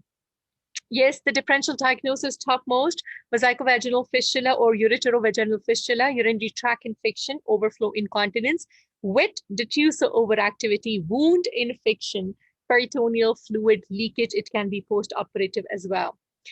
In history, I would like to take the onset of the discharge and the amount, whether the discharge smells, particularly when it's smelling like urine or not, whether the woman has a frequency of and burning micturition, whether she had any fever or she felt unwell, if she is having some bowel problem, she has some swelling or pain in that area, whether she was given any antibiotic by the doctor and what was the impact taking them. I'm going to review the notes of the surgery as well. Would like to examine this patient. That would include establishing her temperature and pulse, inspection of the discharge on a pad, as well as on the wound, using a speculum and performing a digital vaginal examination to establish whether there is a collection or not. The speculum and digital examination can be partial in the presence of infection, as well as recent wounds, and both, therefore, should be performed gently. It can be painful. Special investigations would be urine dipstick, midstream urine, culture, and sensitivity as well. High vaginal swab for culture sensitivity, pelvic ultrasound scan to identify the collections, 3-gauze methylene blue test, possibly with endocaramine testing to check both the vesicovaginal and ureterovaginal fistula, cystography or intravenous urography, again to check for the bladder, as well as the ureteric fistula, and the CT urogram. The management would depend upon, this question was scanty. Harshaba, please pay attention, sweetheart. The management will depend upon the cause. It will be involving MDT consisting of consultant obstetrician, urogynecologist, urologist, microbiologist, and the specialist nurse. Infection is treated with antibiotics. Women losing peritoneal fluid through the vagina should be reassured that this should settle with time. The pelvic collection may need drainage, but it's usually managed conservatively at this stage after surgery. However, the vesicovaginal fistula is managed by the bladder drainage for 3 months. A ureterovaginal fistula may need a ureteric stenting or surgical repair with or without reanastomosis, reimplantation as appropriate. Patient counseling is important here, and the breaking bad news by warning shots. Risk management, good note documentation will be relevant during the clinical governance. The management depends upon the size. Small fish their own with urinary diversion within 12 weeks. Review is done between 6 to 8 weeks to assess healing. However, the large vesicovaginal fistula may need surgical repair. Once the wound has healed, it may require 12 days catheterization. Now, the vaginal route is through a Martius graft, that is a labial fat pad with bulbospongiosis muscle used to repair the defect, and it's expected to have a small stitch on the labia as well. In the abdominal, a peritoneal or an ileal graft may be used for repair, and laparoscopy 4 ports on the abdomen. Rapid recovery is seen in these patients. In the post-operative time, I will ensure that there's a continuous bladder drainage is achieved through a catheter, which may be suprapubic, and the hospital stays for 2 to 3 days of the patient, depending upon the recovery. Thromboprophylaxis, specifically if the patient is having inpatient care through the admission or the movement, it is also impaired because of the continuous drainage of the bladder. Continuous catheter drainage, which need to be checked every 15 minutes to ensure that there's no blockage of the outflow, and the patient is sent home generally with the catheter, contacting the district nurse for the catheter care, and issues with the blockade of the catheter should be dealt with. In clinical governance, it would be debriefing the patient, performing the duty of condo, filling up the incident form and documentation, counseling for the mental health for this patient as well. To prevent certain incidences to happen, it would be a proper case selection, surgery performed by experienced surgeon, good anatomical exposure, especially in cases of adhesions like previous cesarean, deep endometriosis, renal transplant, meticulous surgery with judicious use of diathermy. Long-term complications can be skin excoriation, psychosexual problem, and in future stress urinary incontinence as well. This brings to the end of the station. I was all happy with every question. All domains, Harshaba, are passing just that little part, which I made an algorithm about the fistula repair. That was the only thing which I wanted a little detail. right? That how we are going to manage that surgically. Only that part was missing. Otherwise, it was a completely passing station, my dear. Job well done. Clap, clap, clap. Thank you very much. Exactly, Harshaba. Why? Because there was a little more detail in the history taking. We could take 1 minute from the history taking from that part. Right? Very well done. Beautiful station, Harshaba. It was a passing station. Very good. So Dr. Bindu is very happy. Dr. Sabia is very happy. Okay. Any question regarding the fistula? It came as a structured discussion. Up till now, it has not come as a simulated patient task. So as a structured discussion, a complete detail I've written there. You just cram up this station and it has got all the details which are required. Okay. All right. Thank you. So Dr. Savat has joined. Dr. Savat, we are waiting for you. No? Dr. Savat? No. Okay, Dr. Sabia, please contact Dr. Savat. When would she join in? She's at hospital. Okay. You'll do the last station? It's okay. It's okay, please. You'll do the last station after 2 stations more, right? The last station I'll give to you. It's okay? I can understand. I can understand. The last station would give to you. Is it okay, please? Okay, that means what? Dr. Sabia, you're going to do your station? All right, all right. Okay, let's see till the last station what happens. So can we have Dua here? Hello, Dua. Hello, Dr. Sida, how are you? I'm fine. How are you? I'm fine. Okay, so the mic's working. Let me fix that. Dua is doing this station and I've shifted Dr. Server to the 6th station. All right. So where is my timer? The timer get ready. The slides are ready. The notebook is ready. So let's begin. Yes, my dear.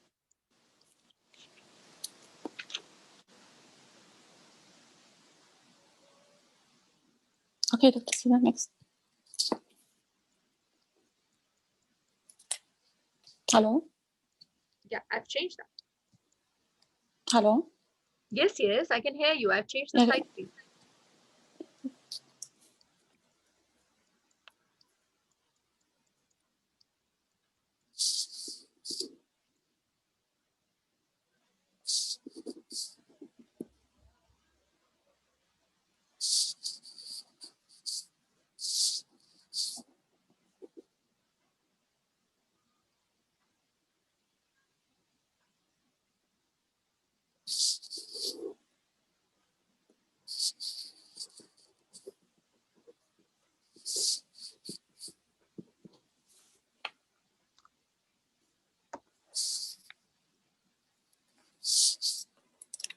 Can I see the finding, please?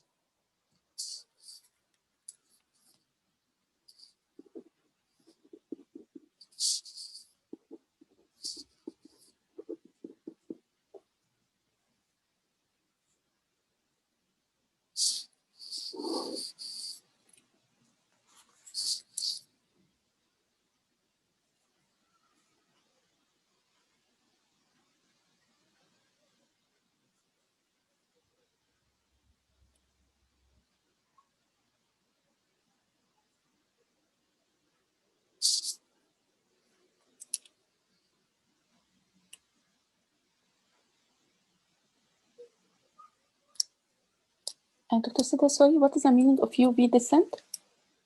Uterovaginal descent. Oh, okay.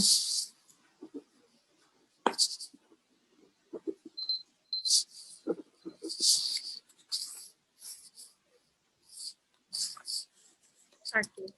Okay, can I have the first slide, please? Sure.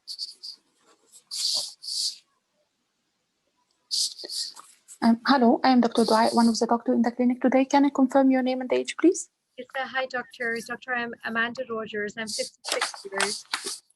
How would you like me to call you? Amanda is all right. Okay, Amanda. Amanda, as I know from your GP letter that you have a problem, that you have a bulge from down below. Can you tell me more about your problem, please? Yeah, the problem is, doctor, that it's been around 6 months that it's worsening. I started feeling it 1 year back, but it was very small. Now gradually it's increasing in size and it's to the level that now it's creating a difficulty. I cannot I cannot pass my stool if I don't put it inside. I mean, this is now really causing a trouble. When I stand up, it's totally outside, and it's really bothering me a lot. I'm really sorry for that, Amanda. I really understand it must be difficult for you, but we are here to help you and support you for that. And apart from this bulge, anything can increase or decrease this bulge apart from standing? I think straining. I mean, I go to the toilet. If I do a little walk, so my strain that really makes it worsen. Okay. Any bleeding or any abnormal discharge? No. Any problem in your water work? No. Okay. And any problem in opening your bowel? Yes, I told you that now I have to put it with my fingers inside. Oh, okay. I'm really, really sorry for that. I really understand it must be difficult for you. How are you coping with that? I was trying to do that. I just want some solution to it. Okay, we will discuss this in a moment. Sorry to ask you some intruding question, if you don't mind. Are you sexually active? I am sexually active, and that too is a trouble now. Okay, so it's affecting you also during intercourse. Definitely, yes. Okay. And apart from this condition, generally, you are fit and well? Yeah, I don't have any problem other than this. Okay. And as I see from your case notes here, that you are starting some exercise for that. Am I correct? Exercise for what? Exercise for the bulge. Yeah, I've started the exercise. It is they told me to do so. However, I'm doing it on home. It's not affecting. It's been around 2 months now, but I didn't feel any change. Okay, you do by on yourself at home. Yeah. Okay, we will discuss that also. You have any surgery before in your tummy or down below? No, not in the tummy, but yes, I had 2 times I had a cut in the back passage. Cut in the back passage. Have you ever? At the time of delivery of my babies, 2 babies. Yes. So you have 2 babies, and during that it was difficult delivery. Can you I've tell got me more 3. about that? Yes, I've got 3 kids. Out of them, in 2 I had a tear. And it was instrumental delivery at that time? Yeah, they did apply instrument. Yes. And do you remember the weight of the babies? My babies are always heavy, like they were more than 4 kgs. Okay. Do you take any medication right now? At the moment, I'm not taking any medication. I'm just doing these exercises. That's it. Sorry? I'm just doing these exercises. That's it. No medication at the moment. No medication. Any allergy for any medicine? No. Okay. Any family history of concern you want to share with me, or any family history of the same condition? No. Okay. And just I want to ask you some question about social life choices. But as I see from your case note that you are a smoker, you are taking about 10 cigarettes per day. Am I correct? Yeah, exactly. Yes.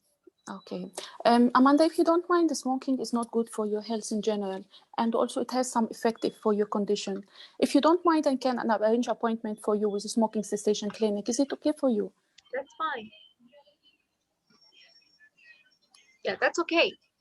Okay, Amanda. Amanda, apart from smoking, there is, you are drinking alcohol or any recreational drugs? No. Okay, that's good. The relationship between your weight and height, as I see also from your case notes, it's a little bit toward the higher side. We will discuss this in a moment because it's also affecting your plan of management. Okay? Okay. Okay. Anything else you want to add, Amanda? That's it. I would just like to know that how it's going to be treated. I mean, I want anything, some definitive plan. I'm really fed up of this. Okay. Amanda, just I want to add some question. You are starting any hormonal treatment right now? No. Okay. And can you tell me when you started, when your period stopped? My menopause, that was around Yes. 5 years back. Okay. Thank you for sharing this information with me. As I see that your GP has examined you and he provided me with the examination notes. So can I see the examination notes, please? Yes, please. Okay, from your examination finding, Amanda, I will draw you to know more about your condition with me. But before that, just I want to add a little examination for that. I want to examine your tummy. to check if there is any points of pain or tenderness. I see also from your examination finding that there is no mass palpable, but just I want to check if there is any pain or tenderness, and I will examine your chest to check if you don't have any problem for cough or something. Okay. Okay. Okay, and now to discuss together the examination finding, I will draw for you. This is the pelvis. In the pelvis, there is some organ like the womb, the bladder, and the rectum or the back passages. Due to a lot of factors, some of it may be the instrumental delivery, like you have in your condition, good size baby, some weakness in you have some weakness in the muscle or ligament. Some of these organs will the position, there will be weakness in the muscle and the ligament of the pelvis. This will cause some of the pelvic organ to have a bulge or prolapse. And this is what you have here. What you have here, that your back passage or rectum is bulged through the posterior wall of your vagina. This is give you the sensation of the bulge from down below. And also your womb is a little bit not in proper place. It's bulging down also. So that's why you have this problem of the bulge. And because you are not taking any hormones right now, and you started the menopause since 5 years, your vagina is a little bit dry. So that's why they make the symptoms a little bit worse. Am I clear so far, Amanda? I get that. So do we have any treatment for that? Yes, as I see that you started the pelvic floor muscle training, it's good, but you told me that you are doing at home. It's better to make it at supervised. A specialized nurse can help you to do it in a proper way, so we can see if it can make a good effect for you or not. There's some general measures that we can discuss together that can help you for improving your condition. As I told you, for the smoking, it can make you to cough, and this will increase the symptoms of the bulge. And also we can refer you to a dietitian, so they can help you to make your weight a little bit decreased. So this can improve also the symptoms of the bulge, and it will not make it worse. Am I clear so far? I get that. All right. So do we have any other plan of management, like in terms of some definitive surgery? Yes, of course we have. There is surgery that we can do for your condition. In this surgery, we will make you sleep, and we will do small cuts from down below. But as I see that you have also a bulge from your womb. So you have two bulge from the back passage and bulge from your womb. So we can do a surgery for removal of the womb. If you don't want to keep your womb, we can make a surgery for that. We can remove the womb, and we can make a cut in your back, in your posterior wall of the vagina, and we can do repair for this bulge. We can make the wall of the vagina more strength. Am I clear so far? Yeah. Okay. Right. So Okay. yeah, I understand that. So when would that surgery be? For this surgery, at the beginning, we will give you cream because you have some vaginal dryness. We will give you hormonal cream. It's estrogen. It will improve the dry vagina, and we will be sure that there is no infection or anything. At that time, if you are ready, we can go for the surgery. Of course, our consultant and we will be responsible for that. We will discuss the condition with my consultant, and he is the one who will discuss when and when you can do this surgery. But you have to be in a proper shape at the beginning. You have to reduce the weight and decrease the smoking, because it will also affect the healing of your wound later on. Am I clear so far? I totally get that, doctor. So today I just have to meet the physiotherapist? Yes, we will arrange an appointment for you with the physiotherapy, so they can help you, and also the appointment with the dietitian and smoking cessation clinic, as I told you. We will provide you with the estrogen cream to help for you to protect from the dry vagina, and I will arrange another appointment for you with my consultant. At this point, if you want, and it's bothering for you a lot, we can give you there is a treatment. It's in the form of the pessary. This pessary will not protect you from the bulge in the back passage, but it will help for the bulge from the womb, that make the womb higher, in higher position, so it can a little bit improve your symptoms till you will have your definitive surgery. Am I clear? Yeah, you're clear, doctor. Thank you very much. Thank you so much. I will give you now patient information leaflet, and I will arrange another appointment for you with my consultant. Thank you, Amanda. What a sixer it was, Dua. Wonderful station. Clap, clap, clap. A beautiful station, my dear. Wonderful, wonderful flow. And all those tiny points. In fact, I had written my right-hand side of my notebook in which I write points to improve. Till your 9 minutes, it had only 1 or 2 points, believe me, and left-hand side was all complete. And if I can say that your last 30 seconds, I wrote 1 point, which is to improve, for which I deducted your mark after 10 minutes, was that awaiting surgery, please give her pessary. And you just mentioned it in the end, as if you were reading my mind. And I had to smile. Oh my God, I had written this, that she did not mention awaiting surgery, and you just spoke it up. So though it was after 10 minutes, but that was wonderful. You missed that point. I was waiting for something that, okay, something is missing here. So I'm happy that in the feedback, I have something to improve. Very well done. Very well done. I'm very Thank you, happy. Dr. Sadr. I'm very happy for the way you have taken the station along. Little things, definitely, I would tell you that which we can do a little improvement in few words. But generally, it was a completely passing station. If I just cut your marks for telling pessary after 10 minutes, so that would be 1.5 in applied clinical knowledge, undoubtedly 2 by 2 in patient safety, 2 by 2 in information gathering, 2 by 2 in communication with the patient as well. Very well done. Very well done. So there were lots of good points, friends. Speaking with Amanda, making her feel that yes, the support is available here, the help is here, asking the history regarding the bulge, that was perfect, about her difficulty, her sexual life signposting, pelvic floor muscle training, and then offering her a physiotherapist, telling about the labor complications, 4 kg baby, allergy, family history, smoker, alcohol, recreational drugs. Very well done. Now, BMI was taken into account. Dr. Sujata, no, not for the posterior prolapse, but it was a UV prolapse, UV descent as well. So it's going to help out just awaiting surgery. Awaiting surgery, it would help her out. Yeah. Now, explanation drawing diagram was really good, but just few things in the flow I would like to improve. Supervised pelvic floor muscle training was fine. Then in examination, few points to improve is that you said that it's painful to touch. Tenderness word we can avoid. We can simply say is it's painful to touch, or we see any swelling in the tummy. Atrophic vagina, you can say thinning out of the vagina. So for that, you gave me the estrogen cream as well. That was very good. And pessary in sequence, I was waiting that you give, awaiting surgery as well. All right. Now, regarding the explanation, how we are going to do, let's see the examiner's key. Communication with the patient and relatives.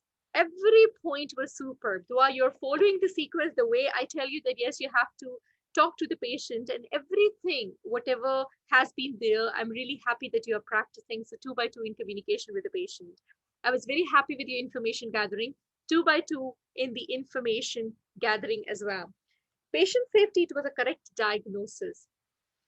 Evidence-based management plan was there. Lifestyle modification was there. All the plan was documented in a sequence that was very good. A comprehensive evidence-based management it was. Counseling the patient regarding that. Here, I wanted you to elaborate. May I know that what type of prolapse is it? So your applied clinical knowledge, which I would like to improve, is that you say, how am I going to say, what was her name? Amanda, right? Yeah. Okay, Amanda. Amanda, if you follow this diagram, the normal position of the womb, this is the bladder and this is the back passage. Now these organs, they are normally held in place by some supporting structures. We call it as a pelvic floor. Now these supporting structures, they may get weakened with aging or with overstretching due to certain effects of the menopause, or in the previous history of women, like prolonged labor or some cuts down below. At times, prolonged heavy weight lifting also causes a bulge of these organs into the vagina. Now, in your condition, if you see this diagram, the back passage has a bulge into the vagina. We call it as rectocele, and it is more than 1 centimeter outside your vagina. Why did I add this last sentence? To tell the examiner that I know what stage 3 means. It can be stage 2 outside as well. The same explanation you all would give, but you would say it's less than 1 centimeter outside the vagina. So POPQ, you all should be knowing. The explanation of the state should be very, very clear. That's the reason the patient was here. So you say that it's more than 1 centimeter outside the vagina. Generally, they give you 3 or 2, which is outside but less than 1 centimeter. Am I clear, everyone? Dua, am I clear what I wanted to add in the explanation, sweetheart? Yes, Yes? it was very clear. Yes. Very good. So this is how you're going to draw, and whatever I've said on this diagram, and you're going to say that it's 1 centimeter, more than 1 centimeter outside the vagina. In terms of the management, if we begin, it is lifestyle modification, the BMI reduction, avoid heavy weightlifting, and the smoking cessation. Under the supervision of the physiotherapist, it will be the pelvic floor muscle training. Now, these exercises, they increase the blood supply to the muscles supporting structures, and it tends to improve the strength, and the prolapse, the bulge gets better. Now we have got a treatment in terms of a silicone or a plastic device which fits into the prolapse and pulls it up. We call it as a pessary. Awaiting surgery, it can be done as well. It is not a definitive method. However, if you intend to go for a definitive management and you do not have a desire to keep the womb, we can plan for the removal of the womb from down below. This is a planned surgery, and after optimization of your health conditions, it would be done. Specifically, we suggest the patients to decrease weight for better results and avoiding the recurrence of this condition. So during the surgery, the removal of the womb is done, and the walls of the vagina from the posterior aspect, they are tightened up to support the back passage with dissolvable stitches. If at all you do not intend to have the removal of the womb, it can only be strengthening of the posterior vaginal wall as well, whatever you're comfortable with.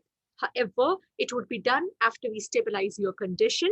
Meanwhile, I'm going to connect you to the physiotherapist, and you can opt for the pessary as well to improve your symptoms until we are waiting for the surgery plan.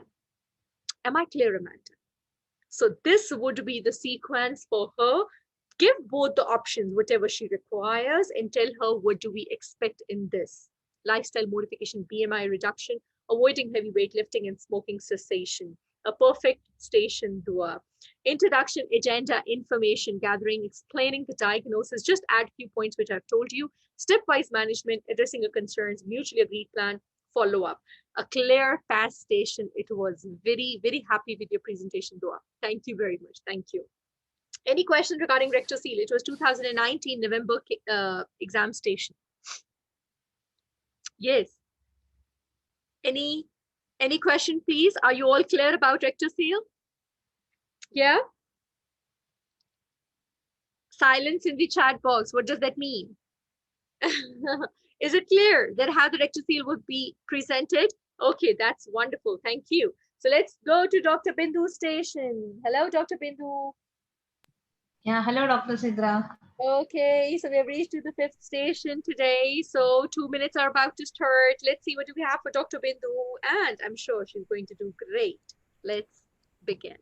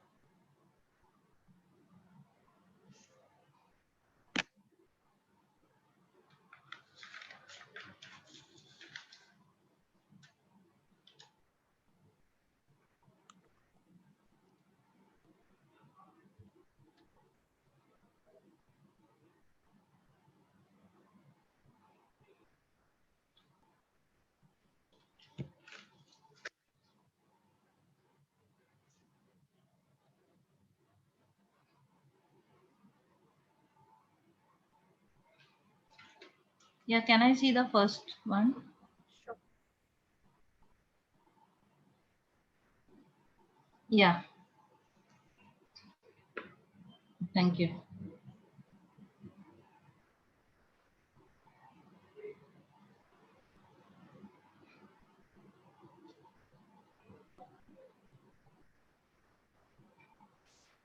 Yes, only 2 pages. That's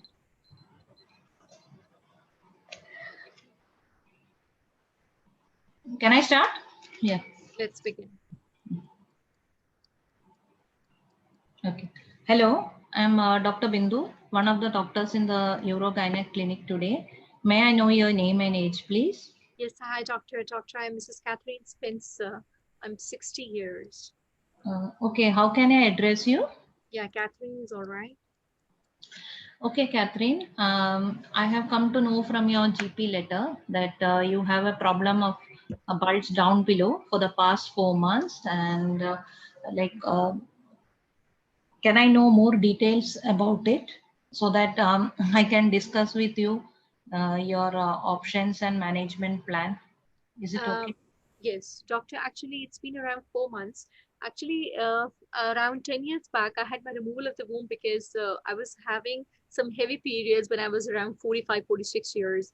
So after that removal of the womb, I was absolutely fine. But it's been 4 months Mhm. that I started feeling there was some lump or the bulge down below.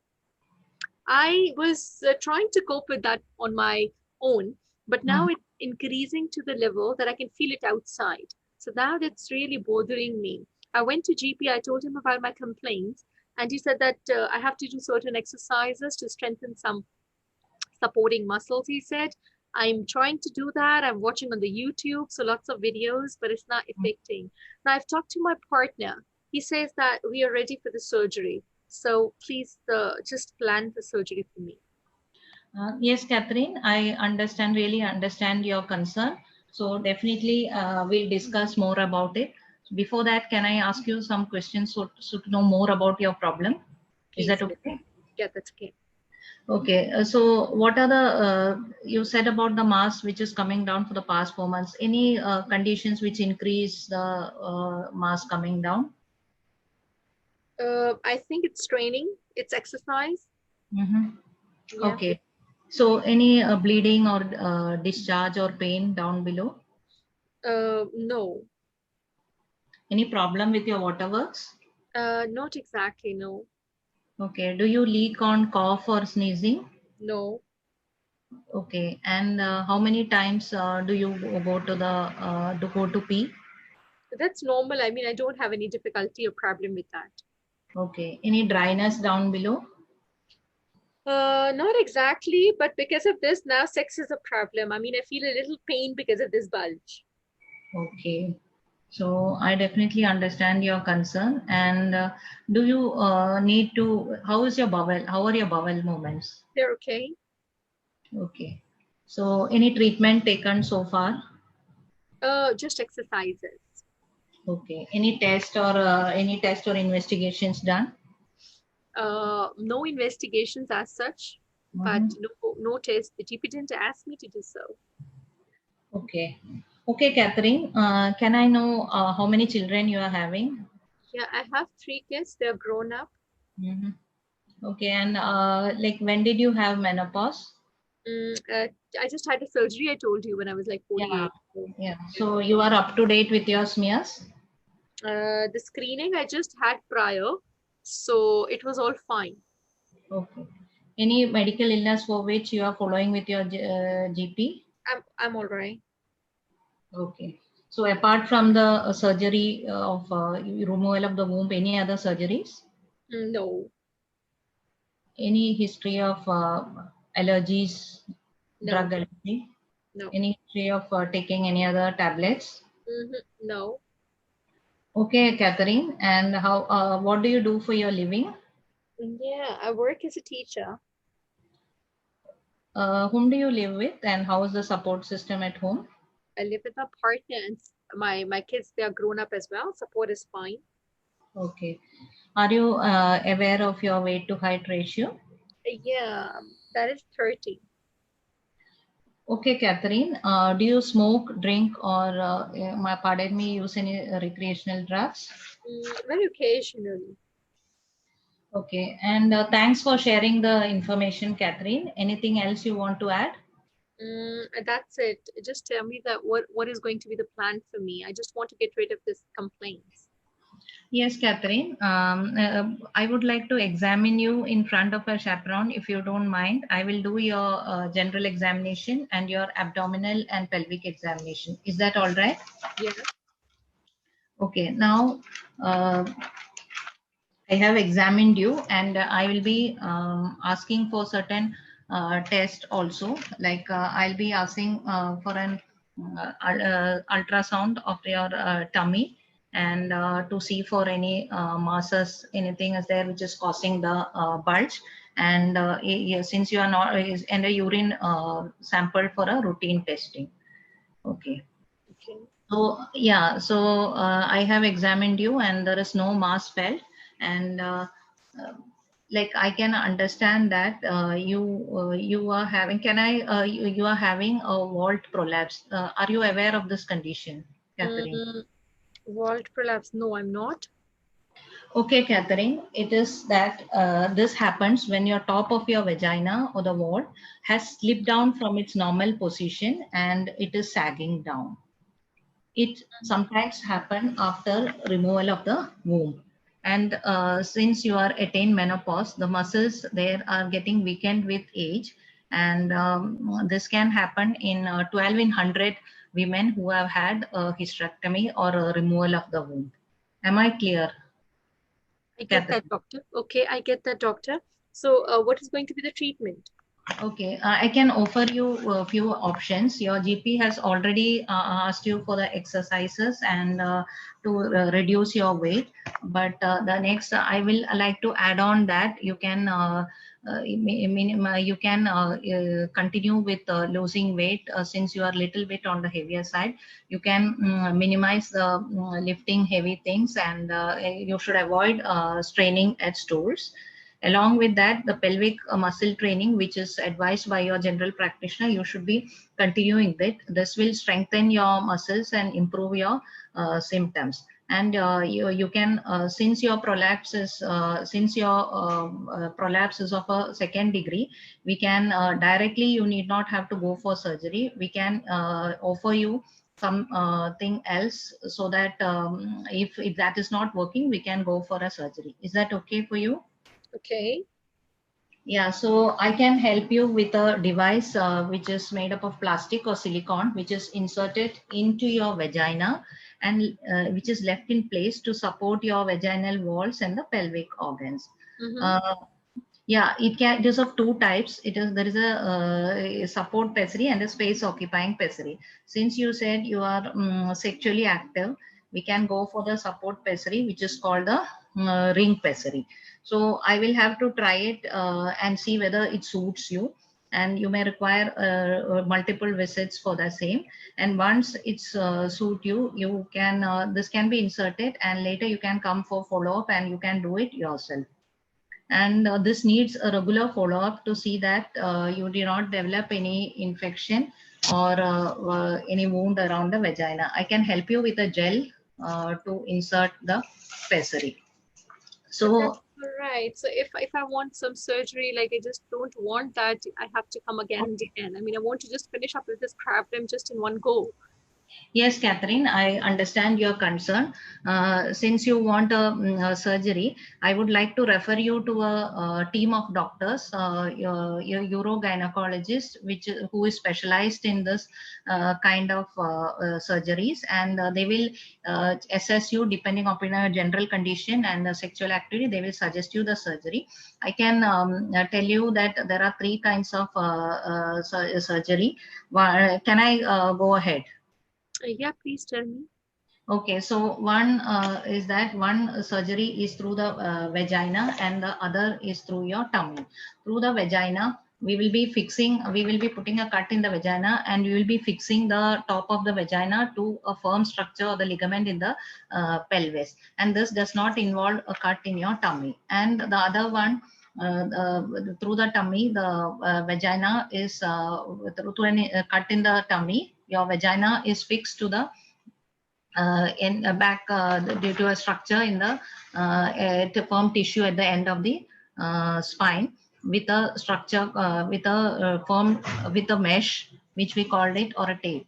So since you are like these two options are there, these can improve your symptoms to a major extent, but the 20%, 30% chances of recurrence of symptoms can be there. And with the vaginal route, there can be a problem with the sexual intercourse, and you can have more frequency of urination. What do you think, doctor, is better for me?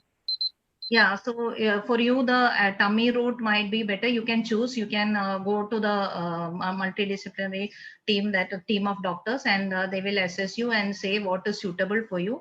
With the tummy operation, there can be little constipation related issues, and but the vaginal problems of sexual intercourse will not be there much. Okay, am I clear so far? Yeah, Catherine? I get that, doctor. Right. Wind up, Dr. Bindu. Yeah, so so Catherine, you can, I'll give you leaflets to lead upon, and I will refer you to my specialist who will check you the how the surgery can be conducted, and I will give you the contact details of support groups, and so I'll arrange for a consultation with my specialist. Okay. Thank you very much, doctor. Thank you. Thank you, Catherine. All right. How was the wall prolapse, Dr. Bindu? How did you do the station? I don't know. Oh no, you must be knowing. I mean, the applied clinical knowledge was really good. Starting with lifestyle modification and the pessary for the stage 2, that was really good. And then telling about the surgeries as well. Yeah, history taking was very good. Very well done. Dr. Girija is really happy on your presentation. All right. So there were many good points, friends. I couldn't complete the, maybe I think this is a long station, so maybe everyone will have the problem of completion. So yeah, I can understand that. Yeah. So starting with the information gathering, your beginning with Catherine introduction, that was very good. And you're understanding the concern in the beginning. You took a good history of leak, her sexual problem, her exercise issue with her medical history, surgical allergies, her BMI, and you were good in doing the examination. Then explanation was very good. Just one thing, again, stage 2 visible outside. What are you going to add? Cream. Estrogen cream? Or... No. Stage 2 visible outside. What are you going to add at the top of the vagina? Yeah. That is coming outside, but it's less than 1 centimeter. Okay. Yeah. The same thing which I said to her. Yes. Right? So if you don't explain that, the examiner won't understand that you know the stages. No, but ma'am, SPT, we have to explain to the patient also how to do that, because the other thing. That's what I'm saying. Yeah. That's the top of the vagina. After removal of the womb, the top of the vagina, we call it as vault. That has descent down. It's coming outside the vaginal opening, but less than 1 centimeter. Okay. That less than 1 centimeter, you have to specify. Yes. Exactly. Okay. That's what I told Dua as well. It was stage 3 prolapse in the previous station. So I told her that please say more than 1 centimeter outside of it. So here we can give her pessary. That's what. Exactly. That's not a problem. But explanation, be very clear about the stages.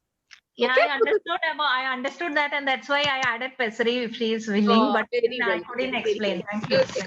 So lifestyle modification you did, pessary you did, and then you told about the surgery, and that was good. She was sexually active, so you went for the abdominal sacrocolpopexy. That was good. I would like you to mention the names that through the tummy.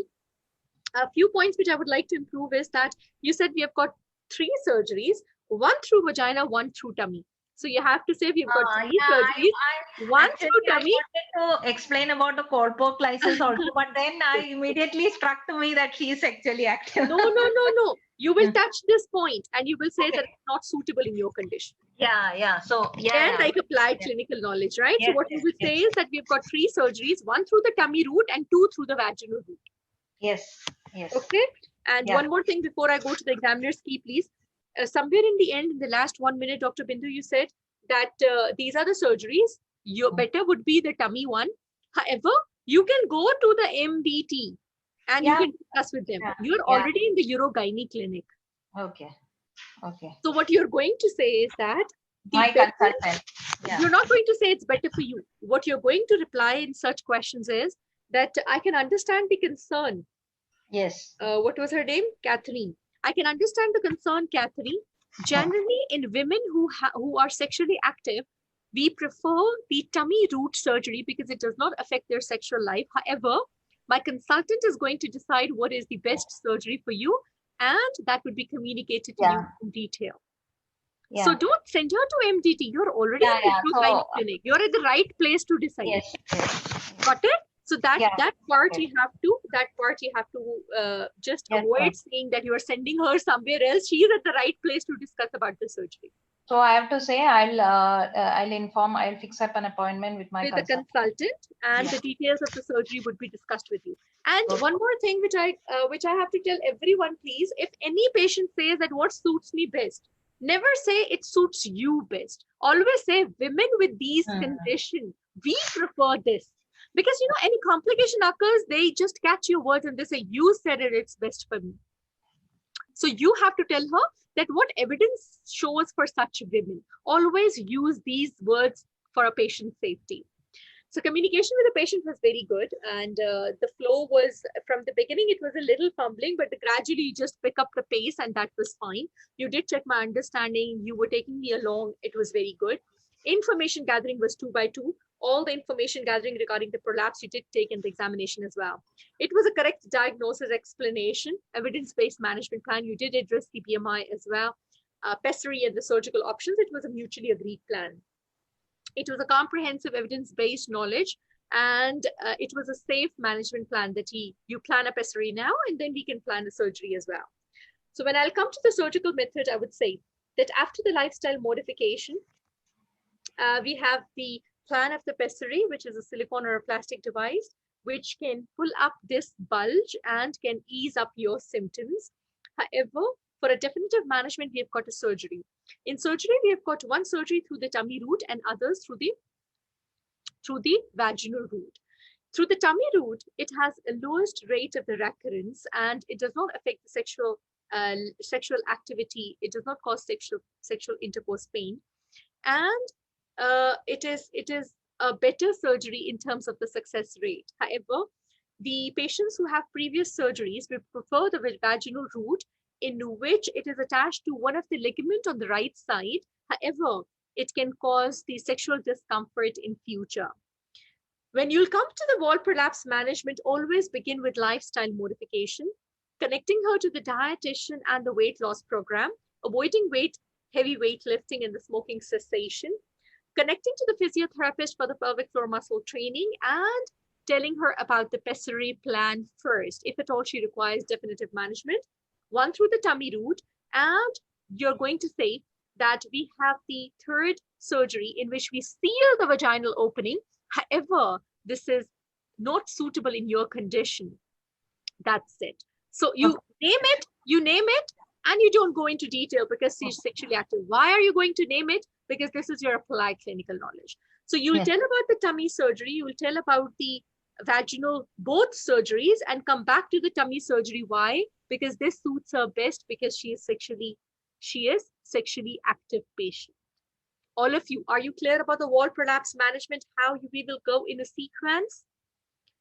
Am I clear about that, how we would be following the sequence, please? Right? Any questions regarding the wall prolapse? Please don't forget. Please don't forget to tell about the stages of the prolapse. That is very important for your exam point of view. Applied clinical knowledge. You should be knowing about the stages. Okay?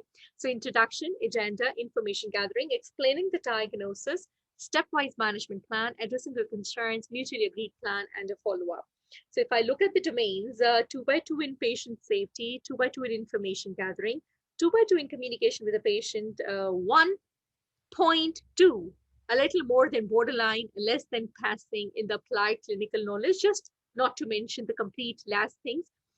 Just add on into that and it would be perfect, Dr. Bindu. Very well done, Dr. Bindu. So complete 3 domains were passing. Well done. Thank you very much. Any questions? Thank you, sweetheart. Any questions regarding the wall prolapse, please? Yes. Clear? Okay, that's perfect. So what is Sarvat's situation now? Sarvat, have you Yeah, reached? I just came back. Oh, Okay. that's perfect. Thank you very much. Please take a glass of water Yeah, I took. because we don't want breathlessness. Yeah. Mm. Thank you. Thank you very much, my dear. So let's start the 2 minutes time. Yes, please.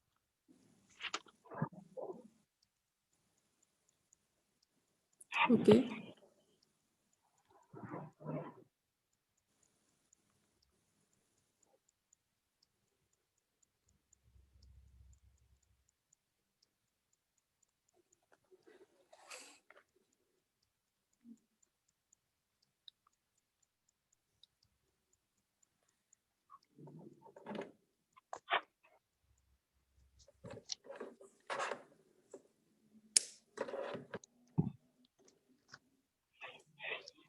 Is there any more slide?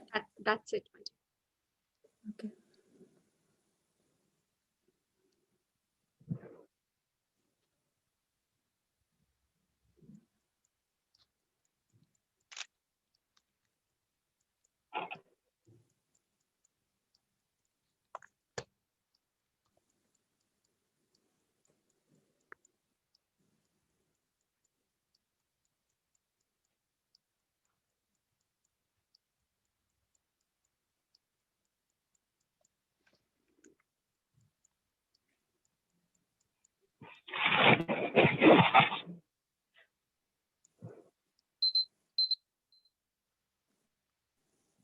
Hi, I am Dr. Sarvat, one of the doctor in the urogynecology clinic today. May I confirm your name and age, please? Hi, doctor. Doctor, I'm Mrs. Jennifer Mullens. I'm 61 years. How may I address you? Jennifer is all right. Jennifer, I can see that you are here referred by your GP because of some problem with your waterworks. Am I right? Yeah, exactly, doctor. Okay, Jennifer. So in the next few minutes, I will be discussing with you your complaints and we will formulate a mutually agreed management plan. How does it sound to you? Yeah, that sounds fine. Okay, Jennifer, can you please tell me more about your situation? The problem is that it's been around 4 to 5 months, doctor, that I started feeling that I have wetting and leak once I sneeze, once I cough, or now when I'm doing exercise. Initially, I was taking it like maybe it's something which I have observed for myself, but gradually I felt that it's not a vaginal discharge. It's generally a pee coming out and on straining. So that's now really bothering me. I went to GP twice. He tried to connect me to a physiotherapist. I am under supervision of physiotherapist and I've started my exercises. It's been around Okay. 2 months. I couldn't see any change or improvement. Now I'm really fed up if I don't have to continue that, please. Nothing's working for me. I need your support.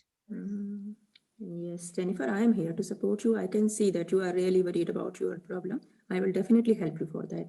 Thank you. Okay, Jennifer, will you please tell me how many times you go for pee in the day and night? Oh, that's not a problem. I mean, I just wear pads now because I have to. If I have to go out, I always wear pads. I mean, in a day, it's not much. Maybe 5, 6 times. I mean, it's the same as it used to be. It's not increased. Okay. Okay. So tell me, do you need to rush to the toilet when No, you feel like urge to pee? no, no, And do you need to put any efforts while peeing? no. Or anytime you leak while you are going to the toilet, rushing to the Not, toilet? not exactly. No. Okay. Do you feel anything bulging from down below? No, doctor. Mhm. Okay. So, uh, Jennifer, how about your bowel habits? They're fine. Is it fine? Yeah. Okay. Are you having any constipation or anything? Mm, not exactly. No. Any long-standing cough? No, just seasonal flu and cough. Not long standing. Can you tell me about your drinking habit? I mean, which fluids are you are taking and how much?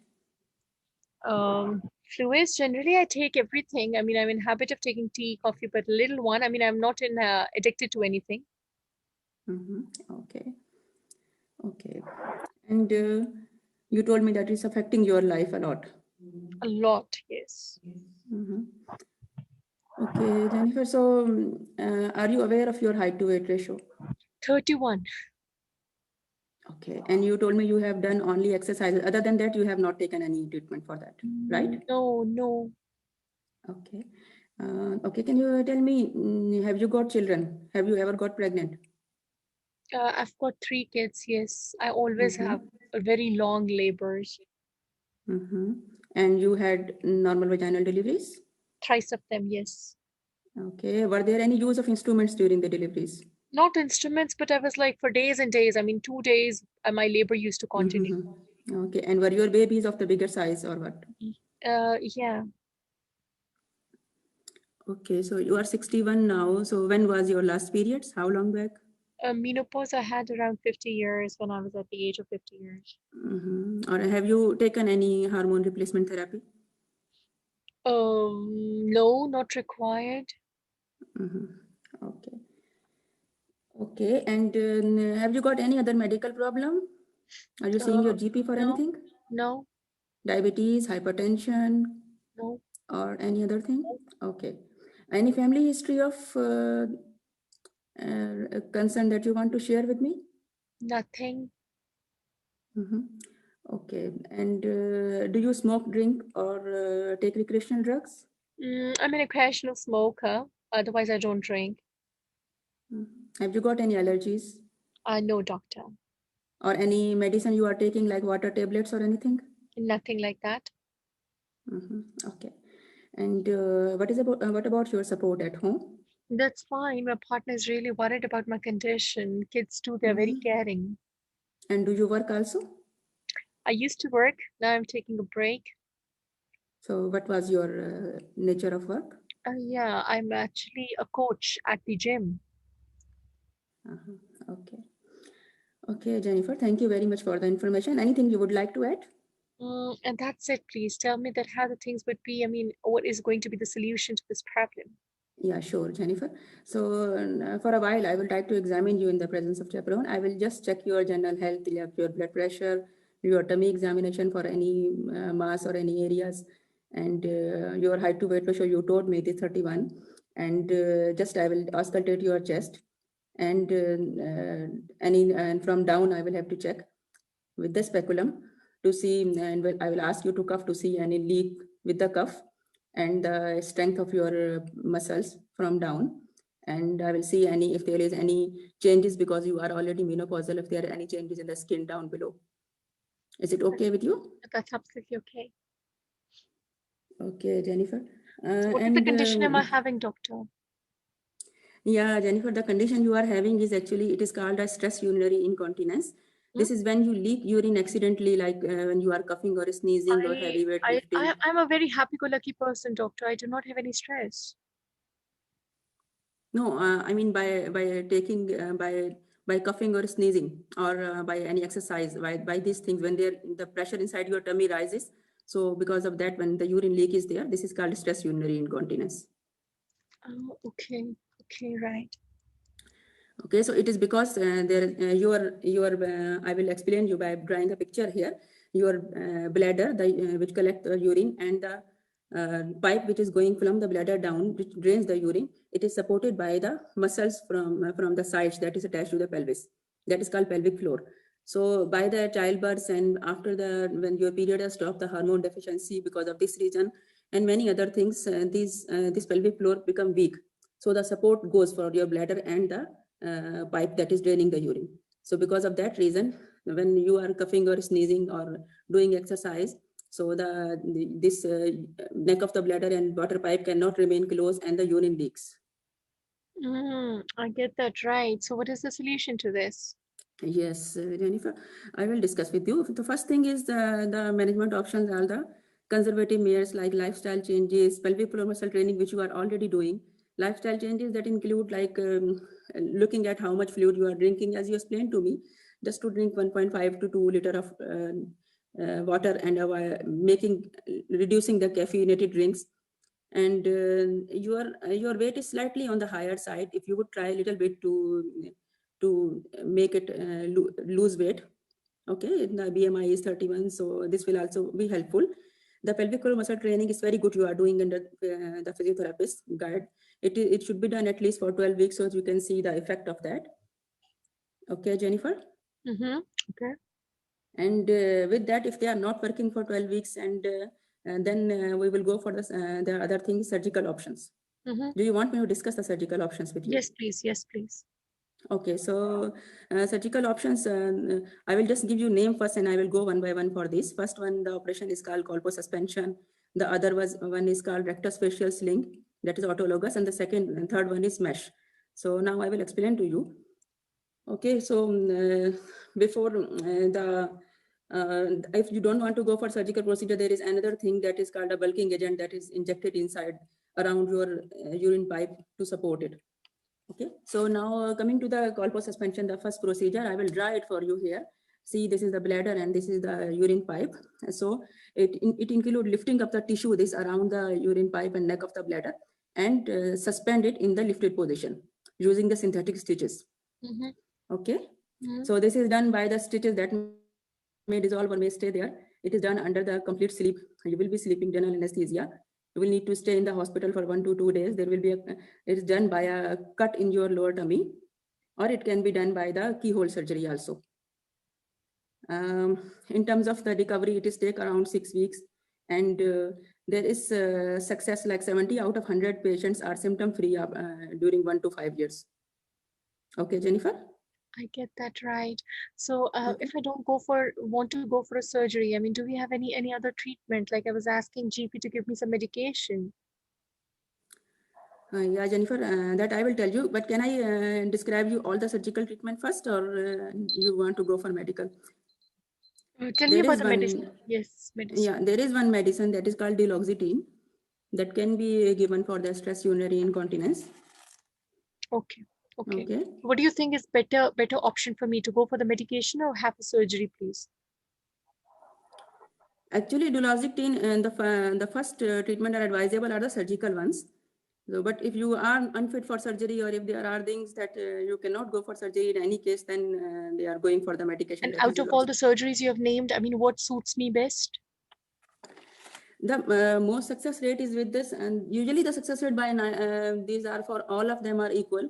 But colposuspension is is a surgery that they are doing it. I will give you the decision aid also. When there is one, the second surgery is which they involve the tissue of your own body. That's called rectusfacial sealing. It also has good success rate, like 75 out of 100. So third one is a mesh surgery. Doctor, my friend, Yeah. she told me that she had a tape procedure and she's doing great after this. She never had an issue. So can I go with the tape procedure? Yes, there is mesh related tapes procedure is there, but there are certain concerns about the complications of mesh that some people can get, like 1 to 10 out of 100 after the mesh related procedures. There is like mesh can protrude into the vagina or into the bladder. It can cause certain side effects. So I will give you a detailed information, nice decision aid to read about all the procedures and what are their side effects. What I mean to say is that if I want to go with the tape procedure, I can go with that, right? I will refer you to the multidisciplinary team for that. You can discuss your condition, and they will discuss with your condition. This comprises of all the urogynecologists and urologists and the gynae surgeon and continence specialist nurse. So they can discuss with you and can advise you if it is suitable for you. Thank you. Okay. Yeah. So for today. So I will give you this written information to read more about the surgical procedures. All. If you want to go for surgery, I will give you another appointment with my consultant to when you have decided what you want to do, so we can proceed for that. Thank you very much. And you will continue your pelvic floor muscle training.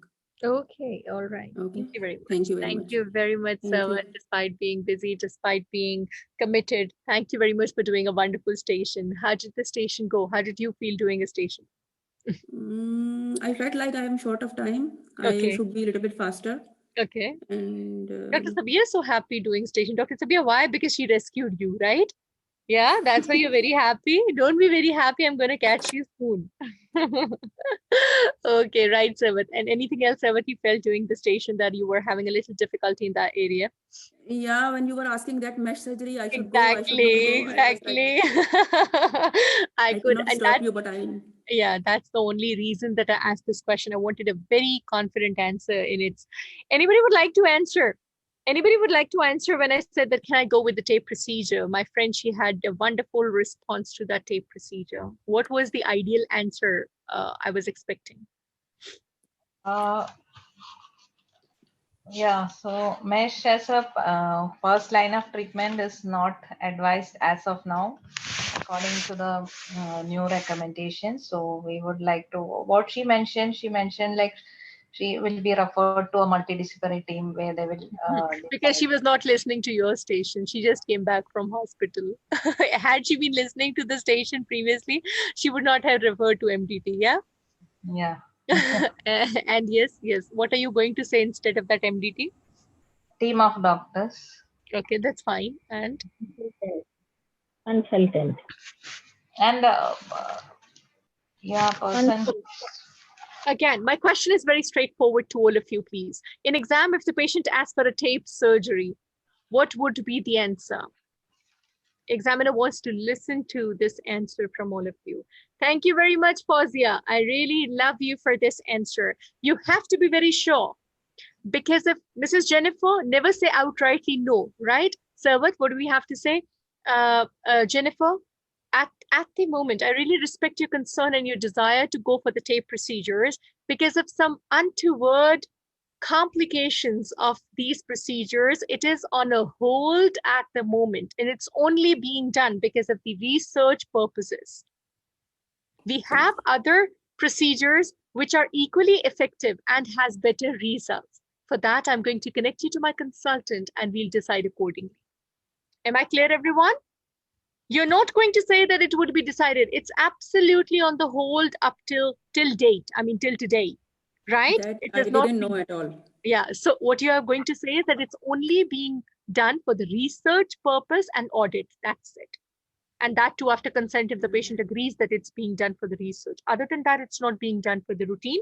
So I want this statement because of untoward. First, please appreciate her concern. Don't say outrightly. You say, Jennifer, I can understand your concern and I respect your desire to go for the tape procedures. However, because of some untoward complications, it is on a hold at the moment, only being done for the research and the audit purposes. We have other procedures which are equally effective and have better results as well. So now start discussing. Anywhere she can ask you this. So this was the only reason. A wonderful presentation, Sarva, 2x2 in information gathering, 2x2 in communication with the patient, 2x2 in applied clinical knowledge, just 1x2 in patient safety, because I wanted to listen to this line that you will not do. Rather than referring, I wanted to listen to this line that it is on a hold at the moment because of untoward complications. Very well done. Let's see the good points. Introduction was very good. Information gathering was perfect. You did ask about the stress urinary incontinence symptoms, the overactive bladder, the bowels, the bowel habits, the constipation, seasonal cough, fluid habits, quality of life, the BMI. Do connect me to the dietitian in the management plan as well, sir. But 31 BMI I was having, right? Then quality of life, my kids, my labor, menopause, HRT, medical history, family history, surgical history, allergy, medications, my support system. Explanation was very good.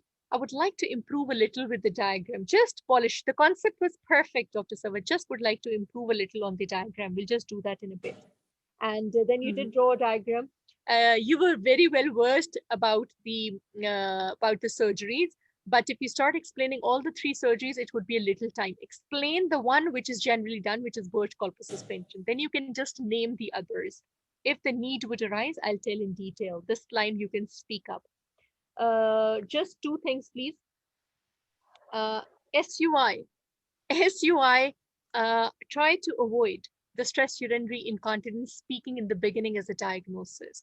Make it a habit, all of you. It doesn't go for Sarvat, it goes for everyone. Please make it a habit that you do not say the diagnosis first. I have told you earlier as well you please explain the condition first and then say we call it as stress urinary incontinence, because otherwise it would be very difficult for her to understand. Okay, so I'll just explain Sorry, I that to you didn't in a get bit. Dr. Siddha. What did you say? Dr. Sarvat, like a patient is having overactive bladder, right?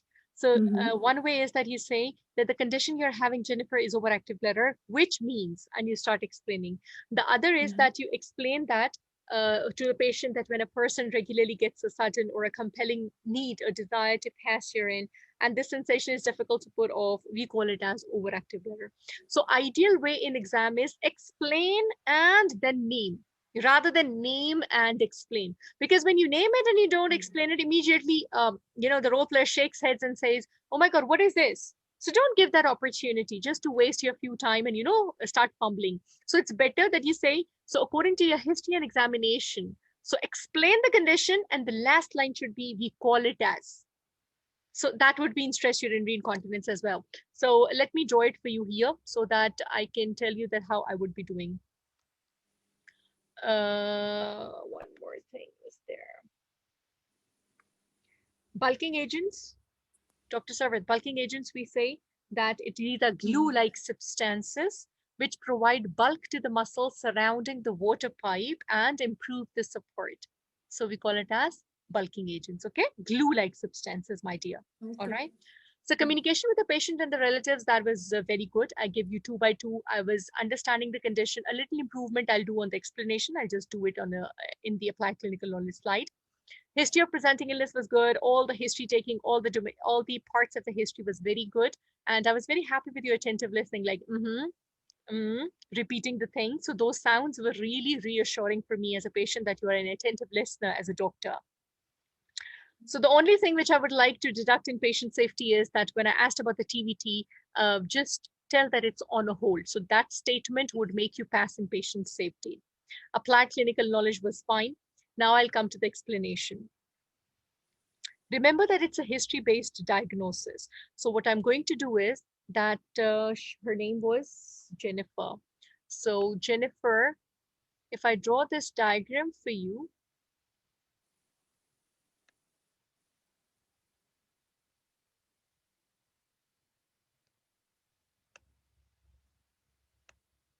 all right. Now, Jennifer, according to your history and examination, the condition you're having in this, if you see here through this diagram, the bladder and the water pipe, they maintain an angle between them through the supporting structures and ligaments.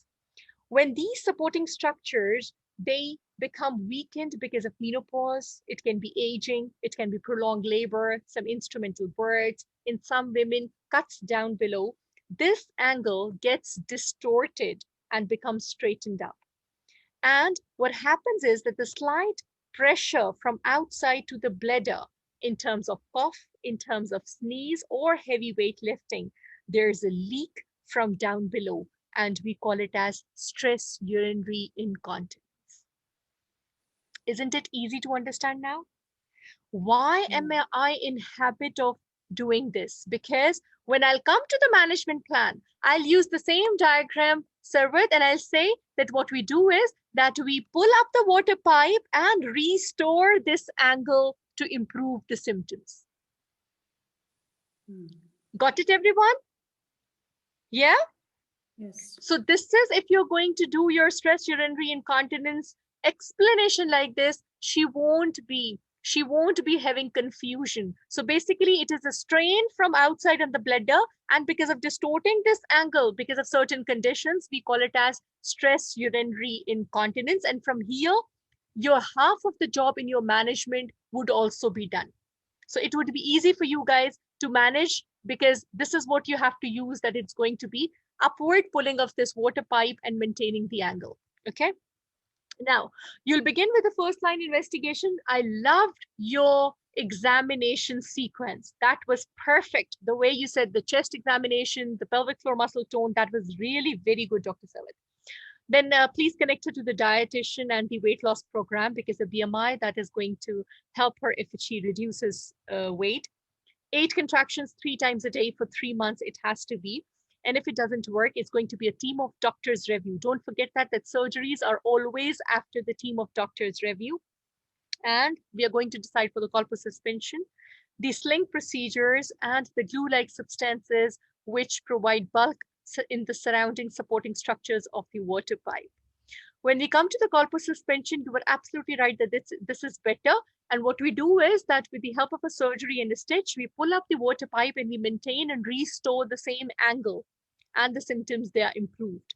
If any patient is surgically unfit or doesn't want to go for a surgery, we have got a management plan in terms of a drug, we call it as duloxetine. However, it is not taken to be as effective as the surgical method.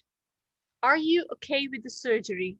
If yes, today plan her consultant review, connect her to the dietitian, continue pelvic floor muscle exercise, and then you can explain the further surgeries, which you were trying to do today. So you can explain those surgeries in the next sitting once she decides. So today, actually, it's going to be a second sitting when the surgery would be decided. Today, you have to go through this. You have to mention this, explain colpus suspension being best, and explain that what is the medicine if at all it doesn't work.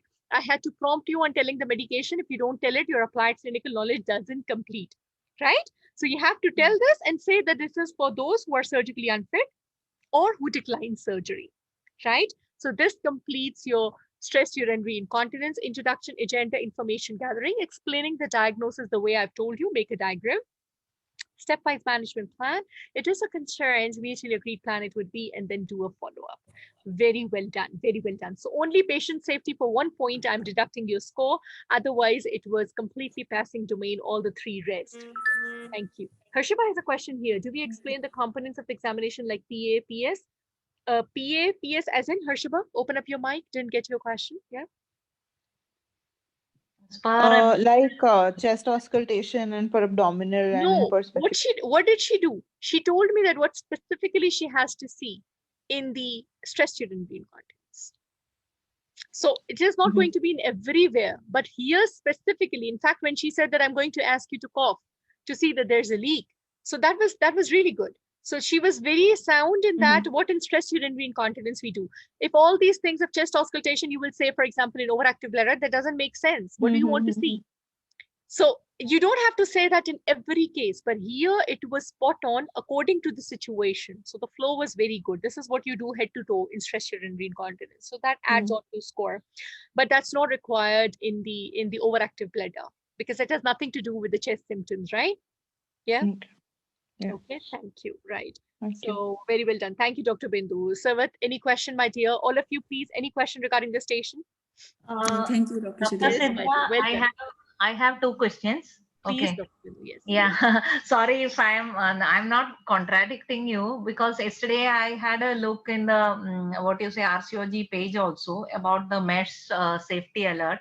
Yeah. So regarding that, 2018 they had stopped the mesh usage, but that is for both this what you say SUI and also the procedures for pelvic organ prolapse. That was also the meshes were.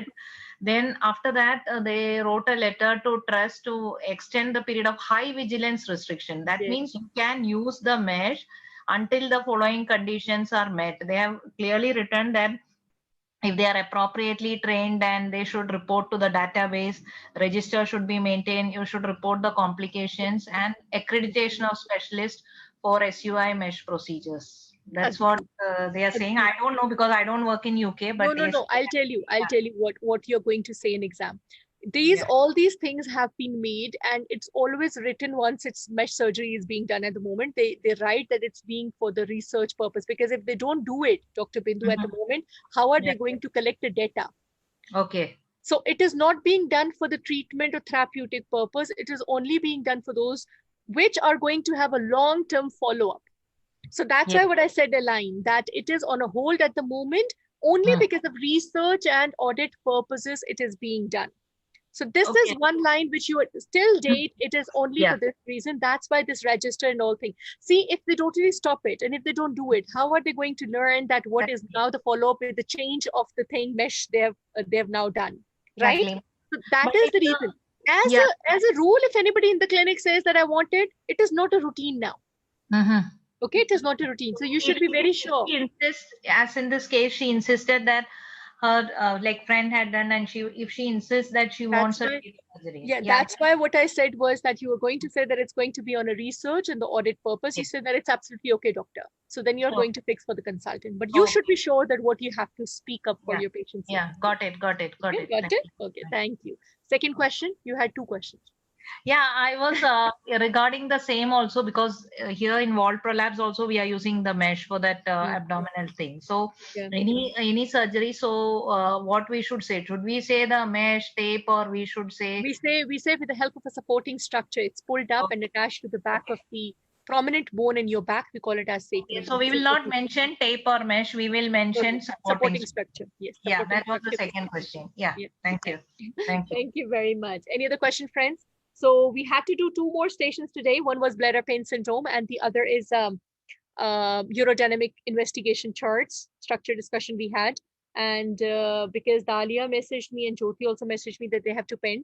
Next station is going to be on the gynecological problems next session. So we have got 6 stations in gynecological problems. What we can do is that one station we can do whosoever is available out of the remaining stations, please. We can do one postpartum, Dr. Bindu, if you're available. It's on Friday.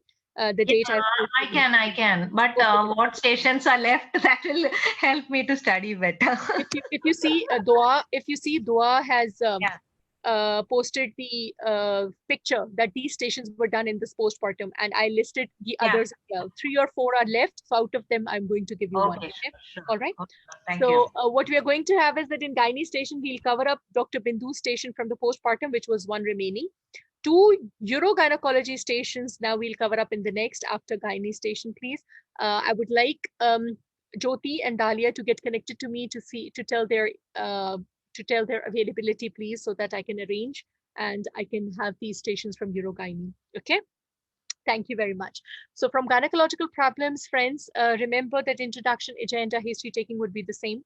Menstrual irregularity, if it is, please ask about since when are you having irregular periods, ask about the LMP, the flow, the regularity, color, pads, clots, fainting. Do you find it difficult to perform your daily activities? Do you feel shortness of breath, easy fatigability or lassitude? To assess her HP, hemoglobin level. Always ask about associated features. Always ask about work up till now, then you're going to move forward. If it's a vaginal discharge, my mnemonic was OAC I sat. Onset, amount, color, consistency, itching, smell, associated menstruation, features, fever, blood, and what treatment she has taken up till now. We will do one station of bacterial vaginosis because it has come twice in exam. Dysmenorrhea, always ask about the onset. Does it worsen with passing days? Always ask about the primary and the secondary features. Primary gets better with passing days. Secondary gets worsened with passing days. Dyspareunia onset, and always ask about the superficial and deep. Does it start with the beginning of the intercourse or after some time on the deep sex? Postcoital bleed, intermenstrual bleed. If you have to give HRT to a patient, ask about the migraines, clots in the legs, high blood pressure, cancer, breast or womb. In the gynae history, you'll complete it, the obstetric history, the medical, family, surgical, drugs, and allergy, the personal, social, and mental history as well. Do examine the patient and then manage according to the case. The topics which had been touched in the last 3 years exam, I'm going to just post that in the group so that you people can start preparing. And the date we have decided is, what did I write in the group? Dr. Athiya was the only one who did the thumbs up. Yeah, January 22nd, I think so. 22nd. Let me see again. Let me open up. It was Dr. Athiya giving me thumbs up on that. I just remember that. Yes, 22nd January. Yes. Okay. So 22nd January means that tomorrow you're going to complete up your urogynecology templates so that next, the gynae part, you're going to start for your practice. Is that okay, everyone? Done? Yes. So that soon we can start with the books as well. Okay. All right. Thank you very much. Thank you. Okay, that's great, Dr. Bindu. Thank you very much, Harshaba. All right. So any questions regarding urogynecology? Are you in a better position to understand now after the algorithms that how you're going to manage these cases? Yes, that's great. Thank you very much. So that can be Saturday. Dr. Sabia, one Saturday, one Friday we finalized. And I think it's Dr. Athiya's presentation. Now you know that Dr. Athiya would not be happy if I change it. So please talk in the mini group. I can make it Friday, Saturday both. Talk in the mini group if you have to make a change, it should be a mutual consensus. I'll change that. Okay? Talk in the group and tell me. In group A, you can talk and then let me know. Okay? All right, Dr. Sabya? Okay, thank you very much. All right, friends, so take very good care of yourself. You're just going to meet in 10 days' time. Till then, please be active in your mini group. Start preparing gynae. I'm just going to post the topics now. And I love you all. Take very good care of yourself. Stay safe and be happy. See you guys in your Hello. groups. Yes, my dear. Yes, Dr. Sabya. Assalamu alaikum. Walaikum Assalamu alaikum. assalam. Where in the world are you? I am lost. I'll bring you back. Yes, my Dr. dear. Sidra, Yes. what is the news about the exam? Is there The exam for the UK candidate in February or Yes. March? Yes, March is Uh, planned. A webinar has been received, and it's an online thing. And yesterday, one of the students who has just joined this January batch, she called the college. She's in UK, and she called them, and they said that we are planning an online exam. So if it's successful, then we are going to plan May online. So up till now, it's May online, but until and unless the UK online doesn't happen, we are not sure, of course, because first step would be UK online exam. If it happens, then there's going to be a very, very huge candidates appearing in exam for the May. But first step is that in March, they do the online exam for the UK students. Yeah. okay, actually, frankly speaking, I am very much disappointed from the exam. I totally understand. I totally understand. This It's is become a natural. long story. Exactly. And see, Dr. Sabia, if I can totally understand that if you people don't have the date in front, the throttle or that spirit doesn't come, because it seems like we are doing it, but we are not doing it without any aim. So that's why I tell all of you that please don't consider it as a loss. Consider it doing one station a day so that the flow is back. Otherwise, it would be a very huge gap going back to zero. So do one station a day, my dear, not more than that. But one station is mandatory to keep you in a flow. At least keep on speaking so that whenever date is announced, we are not lagging behind. Oh my God, what to do now? All right. So just Yeah, one you are station. right, Dr. Sidra, Yeah, actually, one but you know station for that me, my dear. That is going to help us to keep in a flow, and it's for everyone. Believe me that people had been struggling for 2019 getting seat. They couldn't get. 2020 there was no exam, and they're having this difficulty for the last 2 years not appearing. So this is happening because of this unfortunate pandemic situation. But then I say, health is everything. So if you're healthy today, I think we should be thankful to Almighty. No problem. Once exam would be done, Dr. Alhamdulillah, Sabia, believe me, that is more most important. exactly, most important is your kids, most important is your family, most important is you yourself.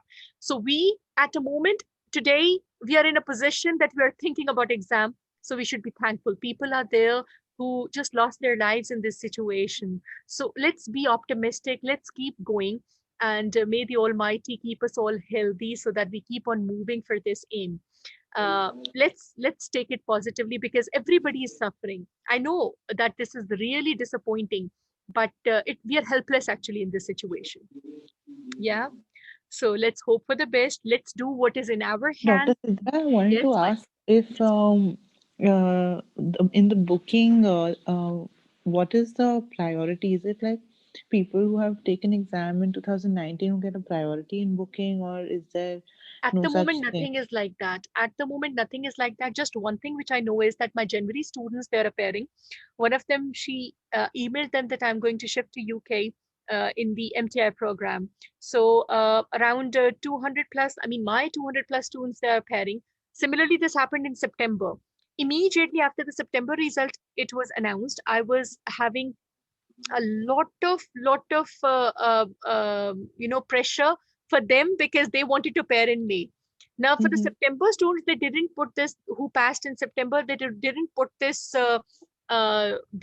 point that they would not be appearing in May. But for the ones who are appearing now, they've put this part in them that they might not be entertained in the May exam.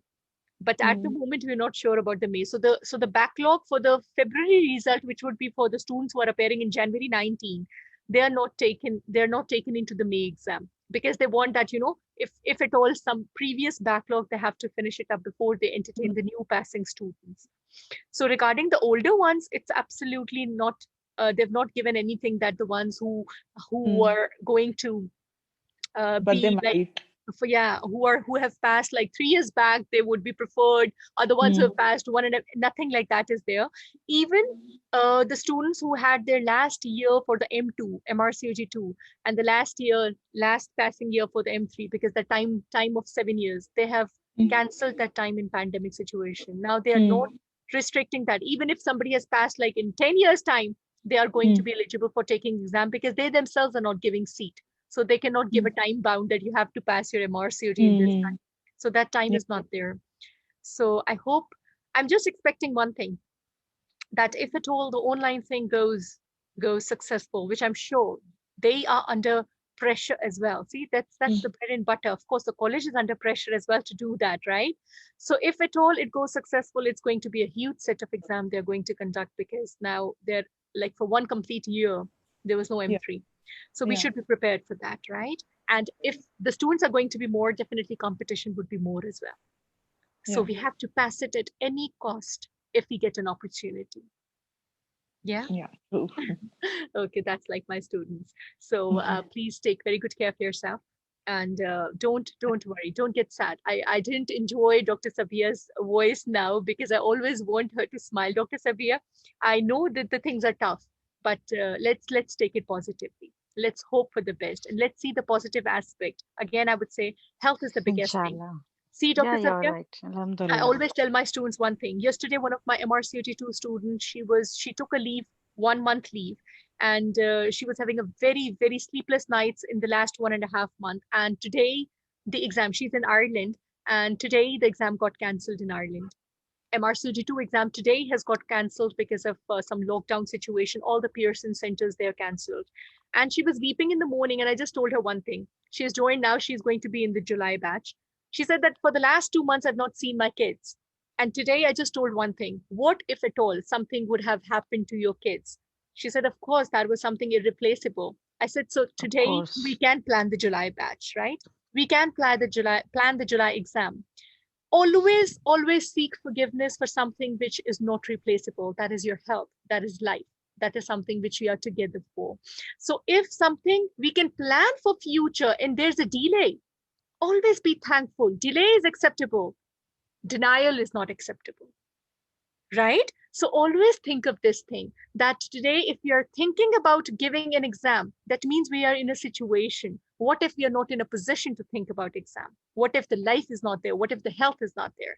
So if you think about these aspects, you all would be feeling confident and being thankful to the Almighty. Okay? So just have a smile, say Alhamdulillah, be thankful, and things would be fine. Definitely things would be fine. And this recording you have to keep with you, Dr. Sabia. Once you'll all will become MRCOG3, passing MRCOG, we would be listening to these 5-10 minutes and cherishing these moments, that this was a time when we were afraid of how the exam would be. Right? Okay, I love you all. Take very good care of yourself, please. Yes, Dr. Sidra, we would like to hear your voice messages. Please drop in one or two messages in a week, so that we all get motivated and carry on. Absolutely fine. I'll keep on sending the voice notes, please. So keep yourself motivated in your mini groups. Just encourage each other, and I'm sure we all would be celebrating success once it comes to the exam. Thank you very much. Take very good care of yourself, please. I'll be posting the topics, so I want to see a change. I won't expect more, but at least one topic a day. Okay, at least one station a day. Thank you very much. Bye-bye from my side. Take very good care. Bye-bye. Thank you.